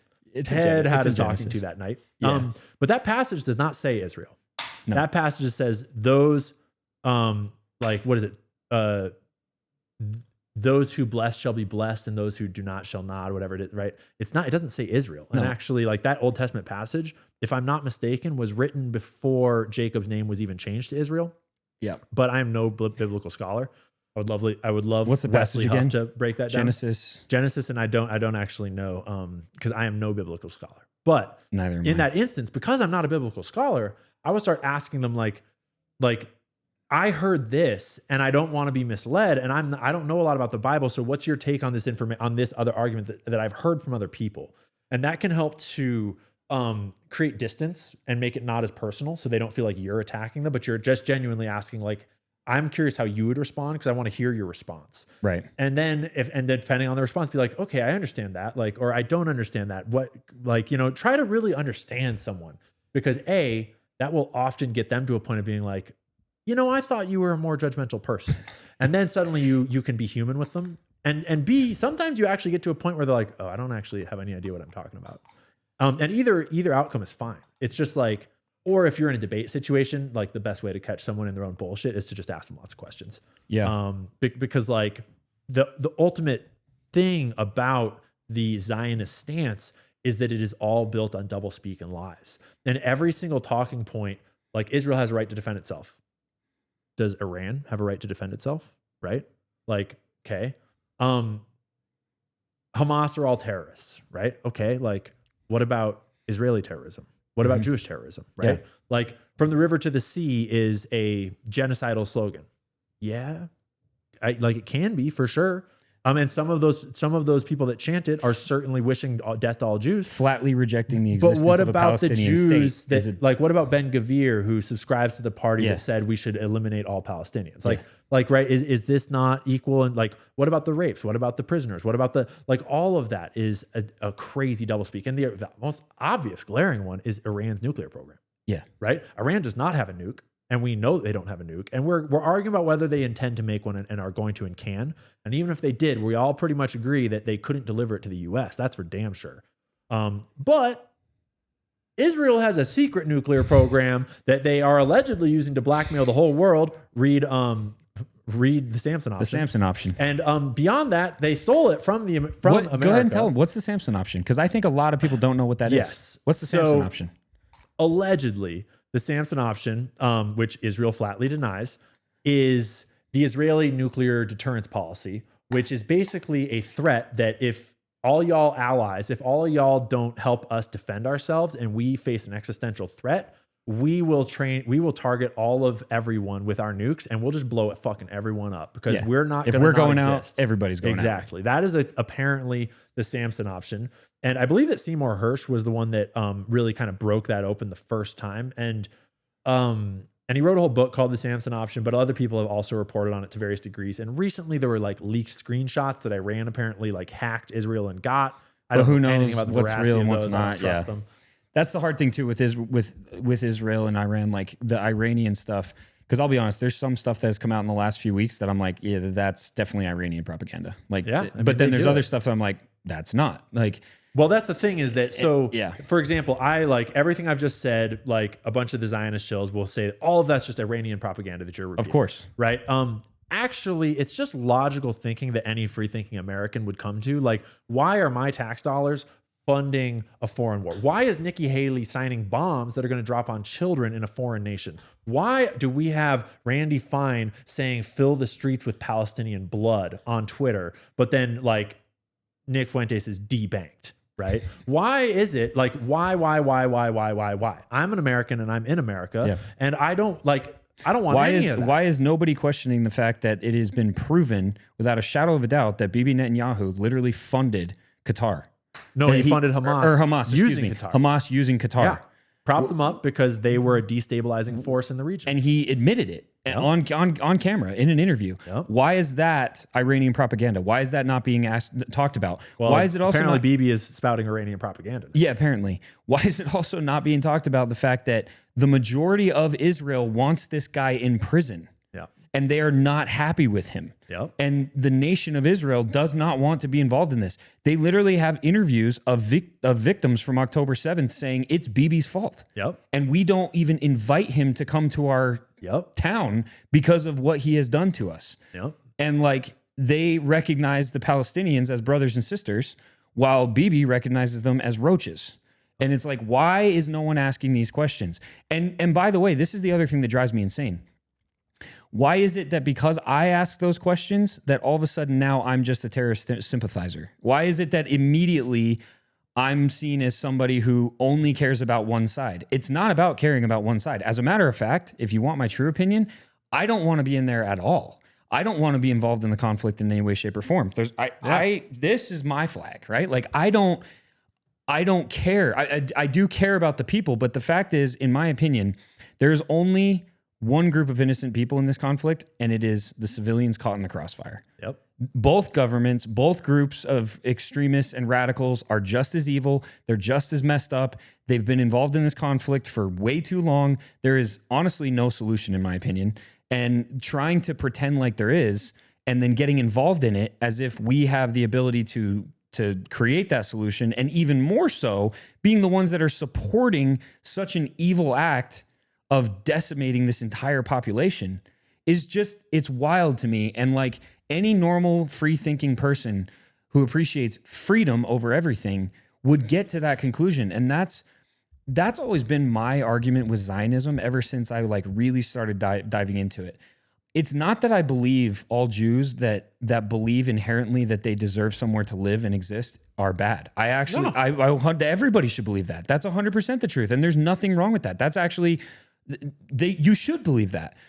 It's the idea that because your religious text and your God said in your mind, like according to your text, that you deserve someone else's home, even though the people who live there already don't believe in your God, they don't believe in your religious text, they don't even understand your religion, they just have to believe that and they have to get out. And it's like, in the past, nations were conquered, and that's just how things were, right? Like that's how the world worked. You conquered a nation and now it's yours. That's what happened in the past. But when you fast forward hundreds of years later, that's no longer the way we operate. Yep. We go to war over things like that. Yep. And yet, this is the one situation where one group of people said, hey, that's our land because our God and our scripture says so. Oh, and by the way, these other superpowers, they're going to come in and help us take it from you after you take the land for them. Yep. And then you're not allowed to say anything about it because, sorry, that's just that's what God said. He's not your God, he's ours. That to me is the clearest definition of a violation of somebody's free agency than anything else I can come up with. Okay. And that's why it's like, if you are somebody who appreciates freedom, if you're somebody who is constantly touting freedom and patriotism and all the things that make America so great, there is absolutely zero reason why you should be advocating for somebody else taking away someone else's free agency based on a religious standpoint. Yeah. I mean, you can, at this point, you can no longer be pro-Israel and pro-freedom. No. Simply for the reason that I'm allowed to criticize the American government and it is not illegal. That's called the First Amendment. But now criticizing Israel is classified as a crime. Yeah. Because of, well, it's not official yet, but they are working damn hard to bring those regulations in and make them law. And already, if you criticize Israel on college campuses, they can have their funding pulled. And so it is already seeping in that we are protecting any criticism of the nation, the government of Israel, as though it was anti-Semitism against all Jewish people is insanity. And that is like, if you're willing to sacrifice your First Amendment rights in order to protect a foreign nation and their petty little feelings, you're not pro-freedom. No. And this is an argument that the Zionists made, well, the non-Zionist Jews made all the way back in the beginning of the 20th century when the Zionist question was coming up in the Jewish communities. Not all Jewish people were for Israel and for the Zionist project. No. And the Zionists that argued for the project, like they had a lot of deliberations and there was a whole bunch of scheming and a whole bunch of, conferences that were held. And Herzl, famously is like the helm of that ship. But there was a bunch of Jews that were speaking up saying, this is not a good idea. It will, yes, we are wanderers. My understanding is that some were making the religious argument that God did not tell us to stop one. Like God did not give us land right now. That's not how the scripture reads. And my understanding is that some other ones were just making the argument that it's just a bad idea, like intellectually speaking. And I think we've watched that argument play out in the most obvious way. Because now the unfortunate truth for Jewish people, for all of us, is that now that we have this singular government that was founded by the mob, the Rothschilds, and a whole bunch of Israeli and Jewish terrorists. They weren't Israeli yet. Haganah, Irgun, Lehi, look them up. When that's the nation that was founded by those people, and that nation is now the only hope for the Jewish religion, and it represents all Judaism around the world, and every Jew has to swear allegiance to it or else you're a self-hating Jew, and suddenly you have embroiled your entire religion in this government project, in this faraway land that's based on ethnic cleansing and taking land from other people that originally welcomed you in. That is such a shitty place to put everyone in, and to have it be based on this infinite war against this Osama bin Laden directly told us that he did 9/11 apparently because of our support of Israel. Everything is so tied together over there because of this Zionist project, and Jews are so tied into it unfairly because now they are linked to it whether they want to be or not. And even if you speak out against it, then you're ostracized by your own community. And if you go along with it, then you're complicit in genocide, and then the rest of us are looking at you. And then we're all one, because now, unfortunately, here's the really delicate part. The anti-Semitic conspiracy theory. There is a lot of anti-Semitism. Well, yeah, there's a lot of genuine anti-Semitism. There is. But here's the really critical, delicate part is we would never hire a Chinese national in our government, right? You wouldn't do it. Nope. You would never do it. You'd be an idiot. You would never hire an Iranian national. you wouldn't even like, you would even have some questions if you hired like someone from one of our allied nations that was, you know, tied into intelligence. Yeah, you wouldn't do it. And we have tons of history of Israel stealing military secrets, stealing technology, infiltrating us, spying on us, all this stuff. And so now every Jewish person, we like, look around Twitter. You can clearly see how many Jewish people have their allegiance to Israel before America, or at least before like truly America first. Yeah. That will flip on a dime for Israel over America. And take Jonathan Pollard as just one example in the real world of like a high-level government official that betrayed our nation on behalf of Israel because of his Jewish heritage. And so it's like, that sucks for Jewish people. That's not their fault. Right. But it's just true that when you make this one other nation that is heavily involved in espionage and spying and intelligence, and you make them representative of the religion, and you tell all Jews from birth that they need to support Israel with their lives and all this, suddenly you have just made all Jews potential co-conspirators. And like, to no fault of their own, like, Jews have been ostracized and wandered the world and like are their own niche, their own group. And so they are in grouping for reasons that are understandable. But all of those things are the elements of like if you're going to work together and you're all going to stand with Israel, like above all else, then it's like, how are you going to call people anti-Semitic conspiracy theorists when we're watching Jews all group up to back Israel? And obviously it's not all Jews.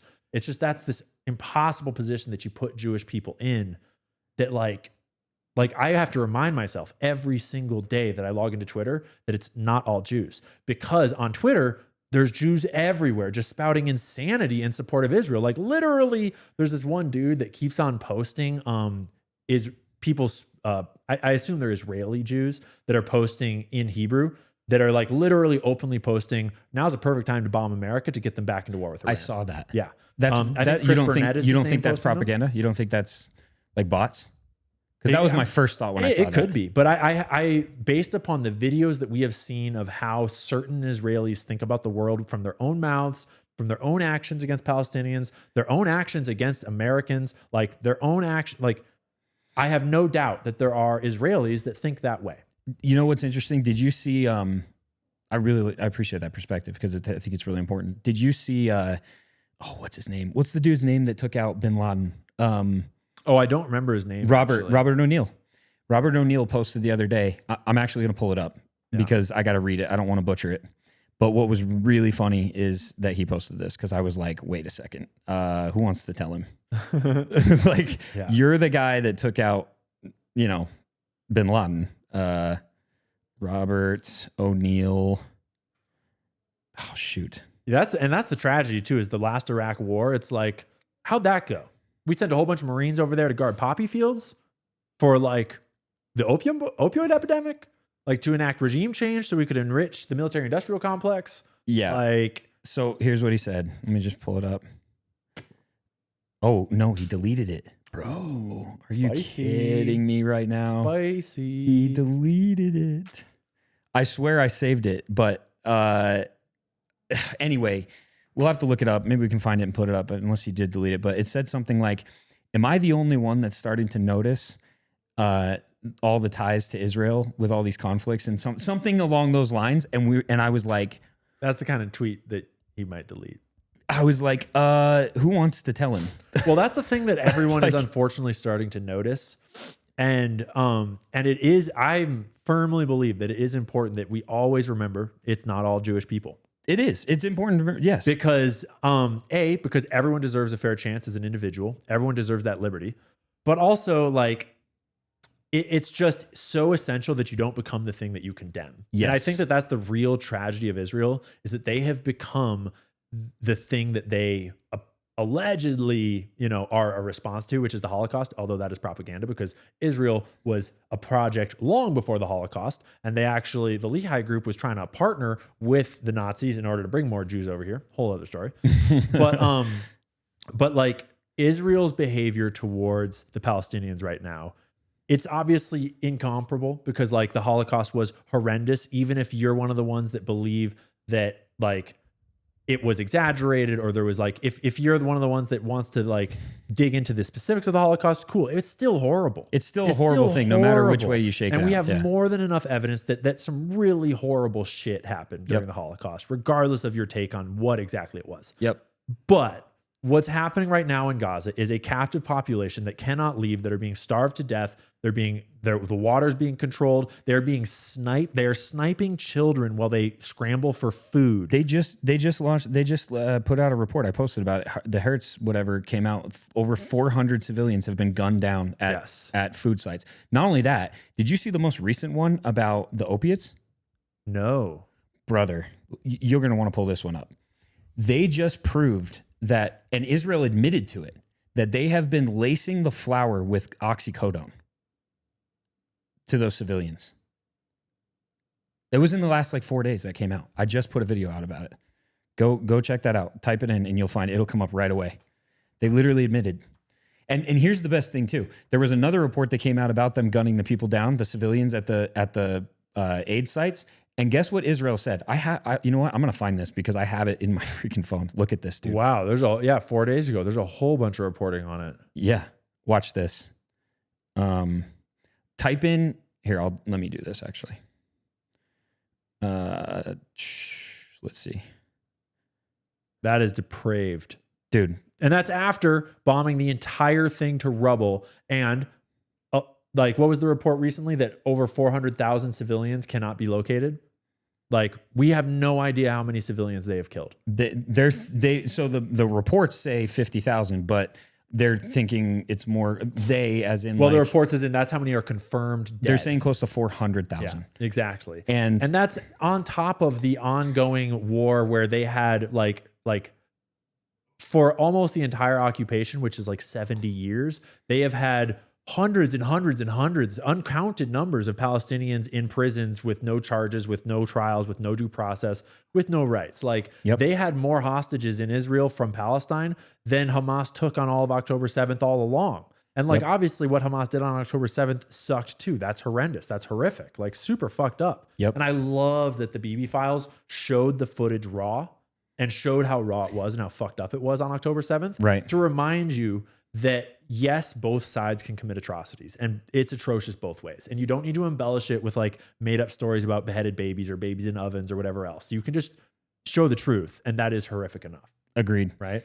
Yeah. I'm trying to, you have to hear this to believe it. I'm going to pull it up because you literally have to hear the words to believe that they actually said what they said. But it's, they basically, Israel came out and said lessons learned. From what they're doing. I gotta find this. I have to find this and show it to you because that's so my initial thing when I look something up like that is I look for who's reporting on it and how much reporting on it is there, and then I start digging into what does it all say, and I immediately notice like there's a lot of reporting on it, and then I look into who's reporting on it, and I'd have to look longer to be like, oh, for sure, but it seems pretty obvious that this is going on. No, there's a lot, dude. There's a lot on it. I can't. I'm not going to try and look it up right now. Anyway, I'll find it later and I'll post it in this video. But basically what they said was Israel admitted to doing it. They admitted to gunning down the civilians. The whole thing was in quotes. We know they're gunning them down. And in quotes, it was lessons learned. That's what they said. That's what their response was. Lessons learned. Yeah. Well, the problem with Israel, one of the problems with Israel over here for me is that Israel is not only a whole moral quandary, but it's also a testing ground for ideas. And the West Bank is where a lot of this happens. And we all talk about Gaza so much, but we are ignoring the West Bank so often right now because in the West Bank, there's a different captive population that they are experimenting on in many ways. And the most obvious and present one is digital mass surveillance.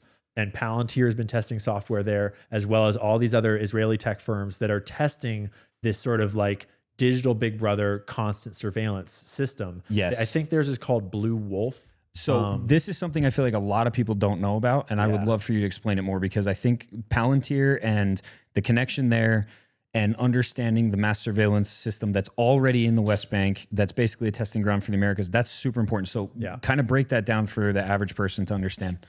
So the West Bank and Gaza are distinct entities at this point that have distinct semi-political structures that are basically non-effective intentionally. And Israel has worked hard to cultivate non-effective governments in the two zones differently.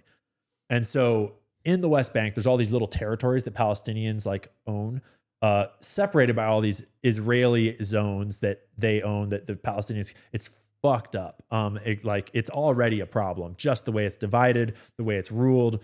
And then the settlements that are illegal, that are ever encroaching, that Ben-Gvir and Smotrich, two of the highest ranking officials in the Netanyahu government right now, both come from illegal Israeli settlements. And there's more and more every day. Yeah, and Smotrich actually is one of the settlers that moved outside the borders of his own settlement in order to settle more land. And right now there are ongoing reports of more villages being burned down by Israeli settlers moving further and further into Palestinian land, because that is the ultimate goal, is all of the land, destroy Amalek, take all of the land, for many of them.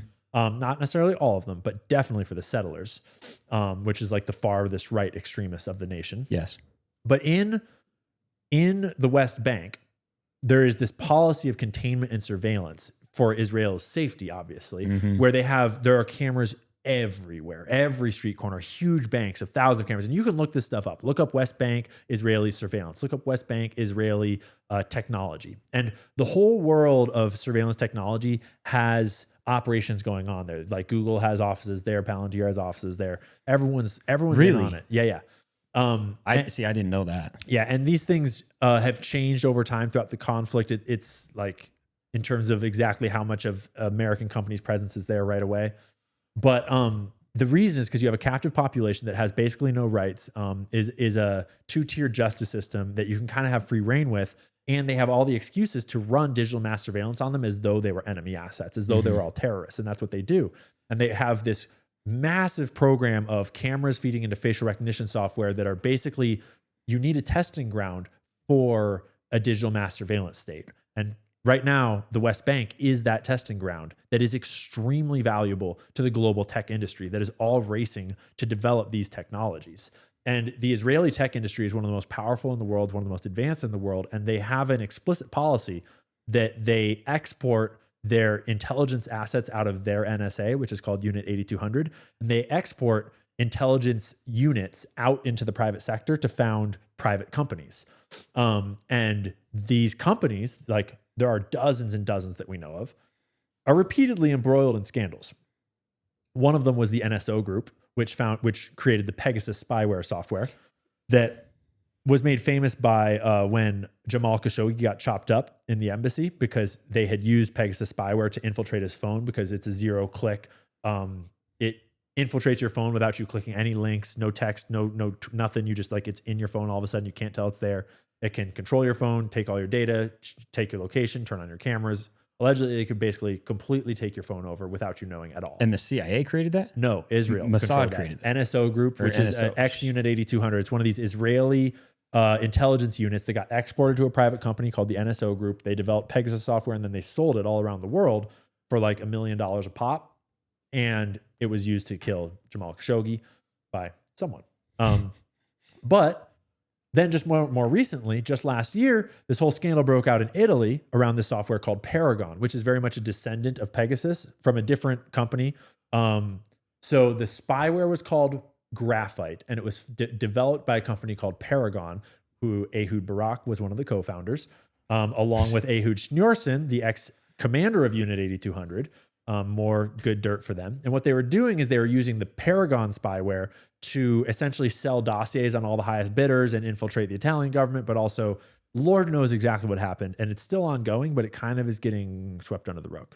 And I haven't checked back in on it in a month or two, but if you look up Paragon, spyware, Italy, you'll find all sorts of reporting, including things like the Vatican being in on it. There was like the Italian police they bugged the offices where this was happening, and they recorded instances of Israeli intelligence assets coming to the offices and tasking these guys that were Italian people with jobs for them. And apparently there was a conversation recorded where the Vatican wanted a deal that was $1 million project to get some dossier on someone or something.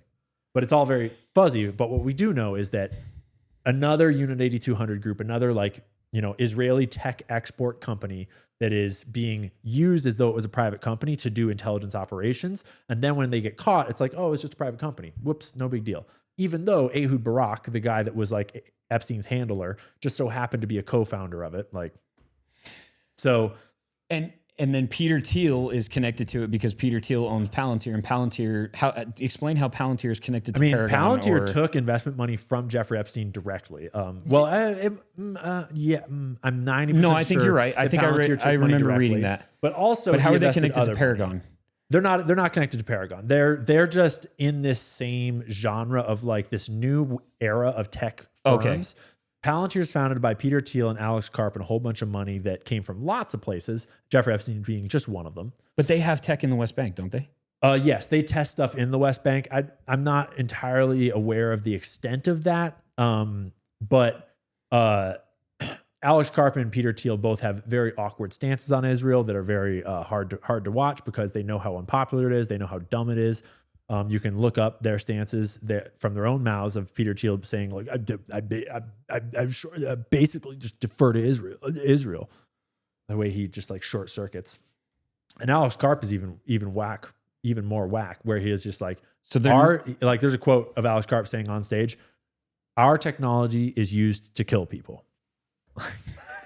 He's very weird. But Palantir, you got to mention while you're talking about Palantir, and I wish I'd known more of this like 2 years ago when I started, because it took me a long time to learn the depth of all of this. Peter Thiel is like JD Vance's number one backer. Right. Yeah. Peter Thiel inspired JD Vance to get into tech, and then he funded his entire political career.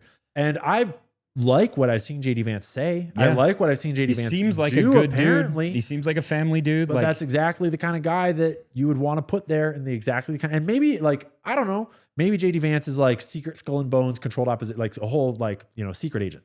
Maybe JD Vance is actually who he is, and he thinks he's doing good, and he's a good guy, and he just doesn't really like, maybe he's been selected for that reason, and there's favors and hooks in him, and there's stuff that like, later on down the line, JD, you're going to get called. It's kind of the idea that some people are just too good. They just don't see the nefarious actions around them. I just can't help but notice Peter Thiel funding his entire political career, being good friends with him, literally the tech industry. It wasn't Peter Thiel, but there's reporting from multiple sources that puts David Sachs and other tech billionaires suggesting to Trump that he choose JD Vance as his running mate. And this Netflix documentary that just happens to come out. He gets his book deal that there's questions about whether or not he wrote it. Yeah. I suspect he didn't write it all, but it's very hush hush. And then Netflix picks it up and makes a documentary all about him right before, oh, hey, this brand new dude is now your vice president. Not to mention all the connections. I mean, this is the nerd in us, right? But have you seen all the connections with Palantir and like Lord of the Rings? Oh yeah, dude. I mean, the Palantir is a very obvious metaphor. Yeah. The seeing stone that you can see anything, but when you look into it, you see the worst thing possible. Well, it corrupts your soul over time, right? And I mean, I was actually just talking to a real Lord of the Rings nerd 2 days ago, and she was telling me about how in the original Silmarillion, like the way back lore of the Lord of the Rings, they weren't always evil stones, but once they got corrupted by Sauron or something like that, like in the Lord of the Rings series, the Palantir is very much a tool of corruption that you can see everything and you get turned to evil the more you look at it. The more you look at it. And then there's the whole thing about like the dragon. What is the thing about, what's the dragon's name? The big Smog. There's something about Smog's mountain or something. I can't remember. The Lonely Mountain? I read it like yesterday. It's the name of the mountain is what it is. It's the name of one of the Lonely Mountain. It's a different name. But it's the name of one of their initiatives. Yep. And it's the initiative for the military. Yep. And I can't remember what it's called, but it's crazy. And then also, was it Peter Thiel or JD Vance that founded Anduril Capital? They're very into their Lord of the Rings names. Yeah. Yeah. It's just a whole rabbit hole. And Palantir. like Peter Thiel, and here's the thing, is that like it's all gray areas and it's all there's two sides to every coin, because I'm sure that Peter Thiel comes across as a smart guy. I'm sure that when you meet him in person, it's like you go to these political conferences. You go to AmFest and you meet these like, Con Inc. influencers. And you're perfect. Yeah, you can totally have a perfectly rational, wonderful conversation with these people. Some of them probably super nice, right? Right. Like, for example, I've got a lot of sources in the Daily Wire and a lot of people that know Michael Knowles and Matt Walsh in my life that I know relatively well or a little bit or a lot, Yeah. And everything I hear is that Michael Knowles and Matt Walsh are wonderful humans, like totally the nicest people ever, totally great guys. But that doesn't necessarily mean that all their takes are great. That doesn't necessarily mean that they're working for a company that you love. That doesn't necessarily mean that they're not going to compromise values that you hold in their own way. That's like, you know, like hell, there's people that like Ben Shapiro still, although I have a hard time finding them. But I just mean to say that like people within that world might meet Peter Thiel and think he's a great guy. Yeah. But at a certain point, when you're founding companies, when you have this kind of power, when you're leveraging this kind of money, you have to look beyond, is he a great guy? Like, what are they actually doing? What do they stand for? Who are they working for? Who and are it's they working okay with? to do that. It's necessary. It's your job. At least if you call yourself a journalist. Yeah. You know, if you Well want to said. be a cheerleader, cool, be a cheerleader. If you want to be a Trump loyalist, be a Trump loyalist. Just don't call yourself a journalist. No. Right? Don't act like something. Yeah. Don't label yourself something you know you're And to be not. fair, I don't really call myself a journalist either. I'm more of like a commentator, comedian. Like I'm more of like a shit talker, conspiracy theorist. Like, Yeah. I don't know what I am. yeah, like, Yeah. like I would call Whitney Webb a journalist, right? Like I literally tell everybody I'm just a conspiracy theorist. It's safer that way. But man, all right. So what's the answer, Ian? What's the answer? Like, you know, is there an answer? I feel like the last, you know, the last several months and everything, I've gotten more to a point where I feel like I'm quote unquote, like, I hate to say this because I hate the terms, but it's like black pilled. Yeah. And it's just like, I'm kind of at a place where I do just believe that maybe everything is controlled. And it's like, even to the point where they kind of give us some victories and give us some wins to think that we're here. And it's like, yeah, you know, that comes from a very, there's no hope paradigm. But at the same time, the way I look at things, I'll tell you me first. The way I look at things is like, if it is truly controlled and there isn't really anything we can do about it, you have to focus on the things you can control. bingo. You, your family, your loved ones, their lives, their safety, their, you know, do your best to be a good person for people around you, serve your community. And like, I know that sounds really cliche or whatever, but like, it's the only thing I can come up with because it's the only thing that truly is in our control if everything is controlled. But what's your opinion? Very similar. It's easy for it to seem hopeless and it's easy to get overwhelmed. And the more of this research you do, the more of this you learn, the more doom scrolling and rabbit holing you do, the more it does feel like, holy shit, we are so screwed. Especially like I'm researching for a whole deep dive on AI technology, the robots, the drones, all of it right now. And it's so dark. But I was talking to my girlfriend actually last night about this before the fireworks, about how like the honest truth is that the world might be screwed, but like I have put myself, I'm very fortunate. It's not like a lot of luck is involved, but I put myself in a place where I'm not really worried about my future. Like I feel good that I can take care of myself. Right. And I say that to say that is replicable for basically anyone, basically anywhere in your own way. Like and if you can do it, anybody can. No, I don't mean that anybody can do what I do and what I did. What I mean is that everyone can look out for themselves and their community, their family first. Yes. Because ultimately, you don't change America by like tweeting at Trump. You don't change America by arguing on Twitter. You don't change America by like these grand plans as just us regular small people. Right. You change, America is a nation of us. We are America. We are the nation, right? And you change whole nations, you change whole cultures by changing individuals first. And so like, yeah, some people can change a lot of individuals. And if you have that power, if you have that influence, whatever you've got in your life to change as many minds as you can to be better people, do it. But you can always change yourself and you can weather any storm and you can become like anything you can imagine. And so ultimately, yeah, it comes back to first take care of yourself and make sure that you're good, right with God, healthy, happy, and have a goal, have a quest, have something challenging to achieve. Do hard things, become a strong person, go to the gym, eat well, do stuff, right? Yeah. Build, take care of your family, do the same for your family, protect them, build safety and security, build wealth, build capability for your family, build community, work outwards, right? Like change yourself first and then change those around you and then change those around you. And if the more of us that do that, the more our communities change from the bottom up, the more we all change from the ground up. And that's what's going on with, and just as an example, the Israel conversation right now is complicated. It's messy. It's vitriolic. It's tragic. But it's happening because everyone's eyes are being opened on their own, in their own world, with their own phones, with their own screens. And the way that you see that conversation shift, it can't be stopped. And we're going to go through it all together, figuring out what we all believe, because everyone's minds are being changed on that individual level.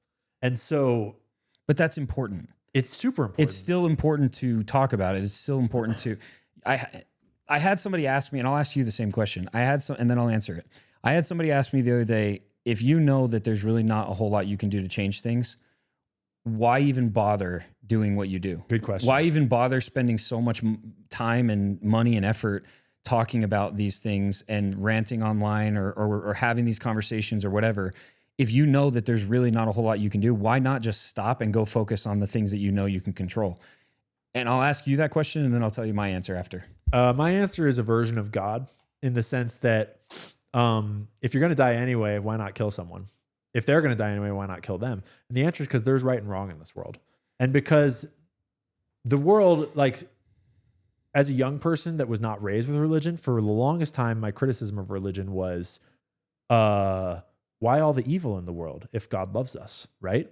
And the way that I answer that question personally is that God did not put us here. God did not build, this world was not made for it to be easy and fun and safe and good.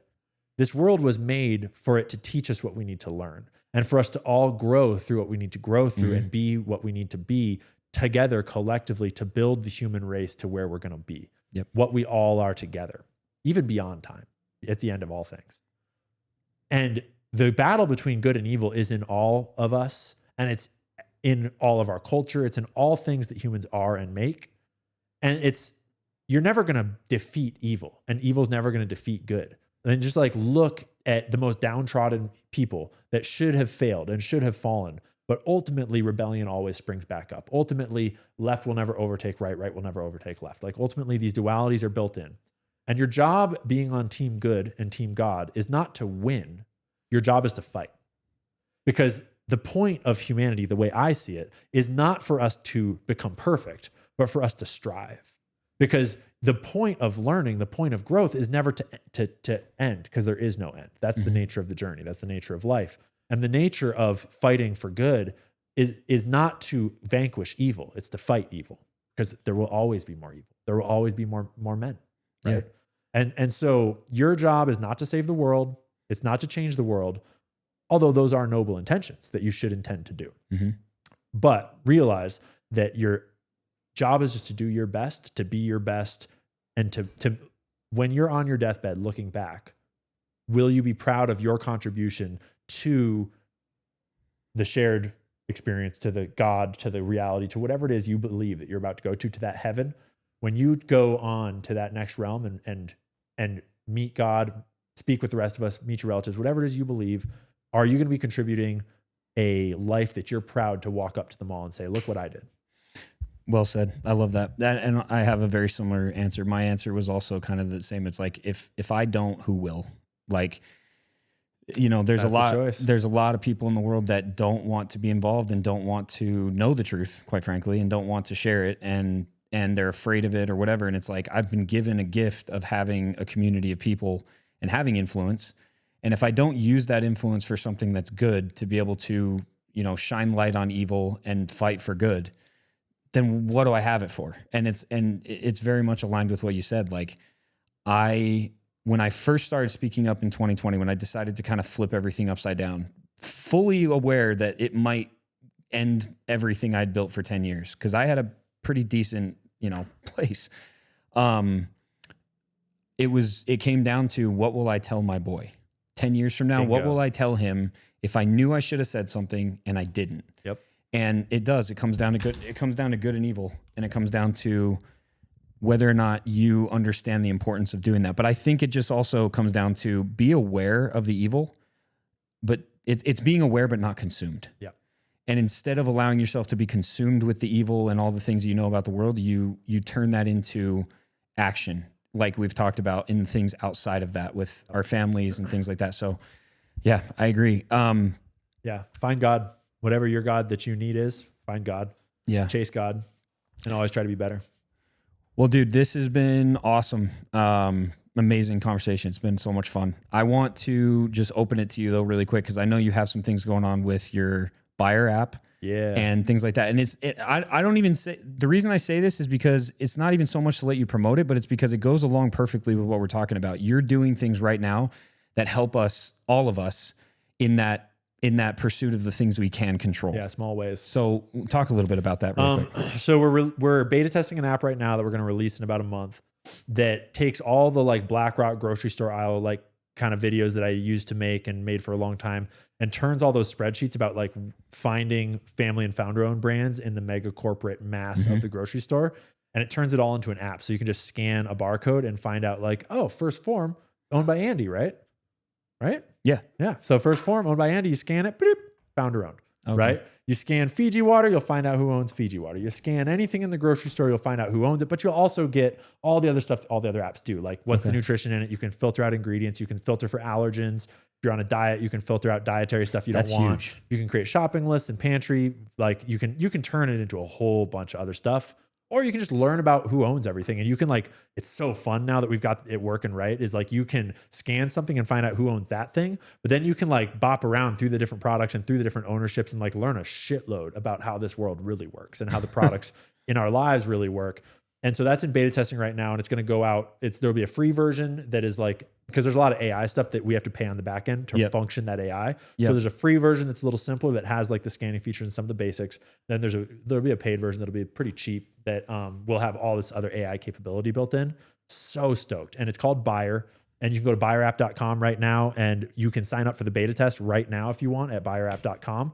Super stoked on it. And if you just want to wait until you can download it on the App Store and the Play Store, it's probably about a month away. Right now we're at July 5th. So I would assume that June, July, August, definitely by September. I don't want to put too much pressure on my developer because it's just me and two other dudes and we're just doing it all ourselves with no investment. No one's buying us. There's no sponsorship or like buying ratings or any shit like that. Everyone can go fuck themselves. It's just information. That's awesome. We won't sell out. So there's that. And if you want to keep up with me, I've got a website called cancelandcarroll.com if you want like some shirts, some merch, stuff like that. And I've got my YouTube channel is where I'm really focused right now. Social media can go fuck itself. My YouTube channel is Ian Carroll Show.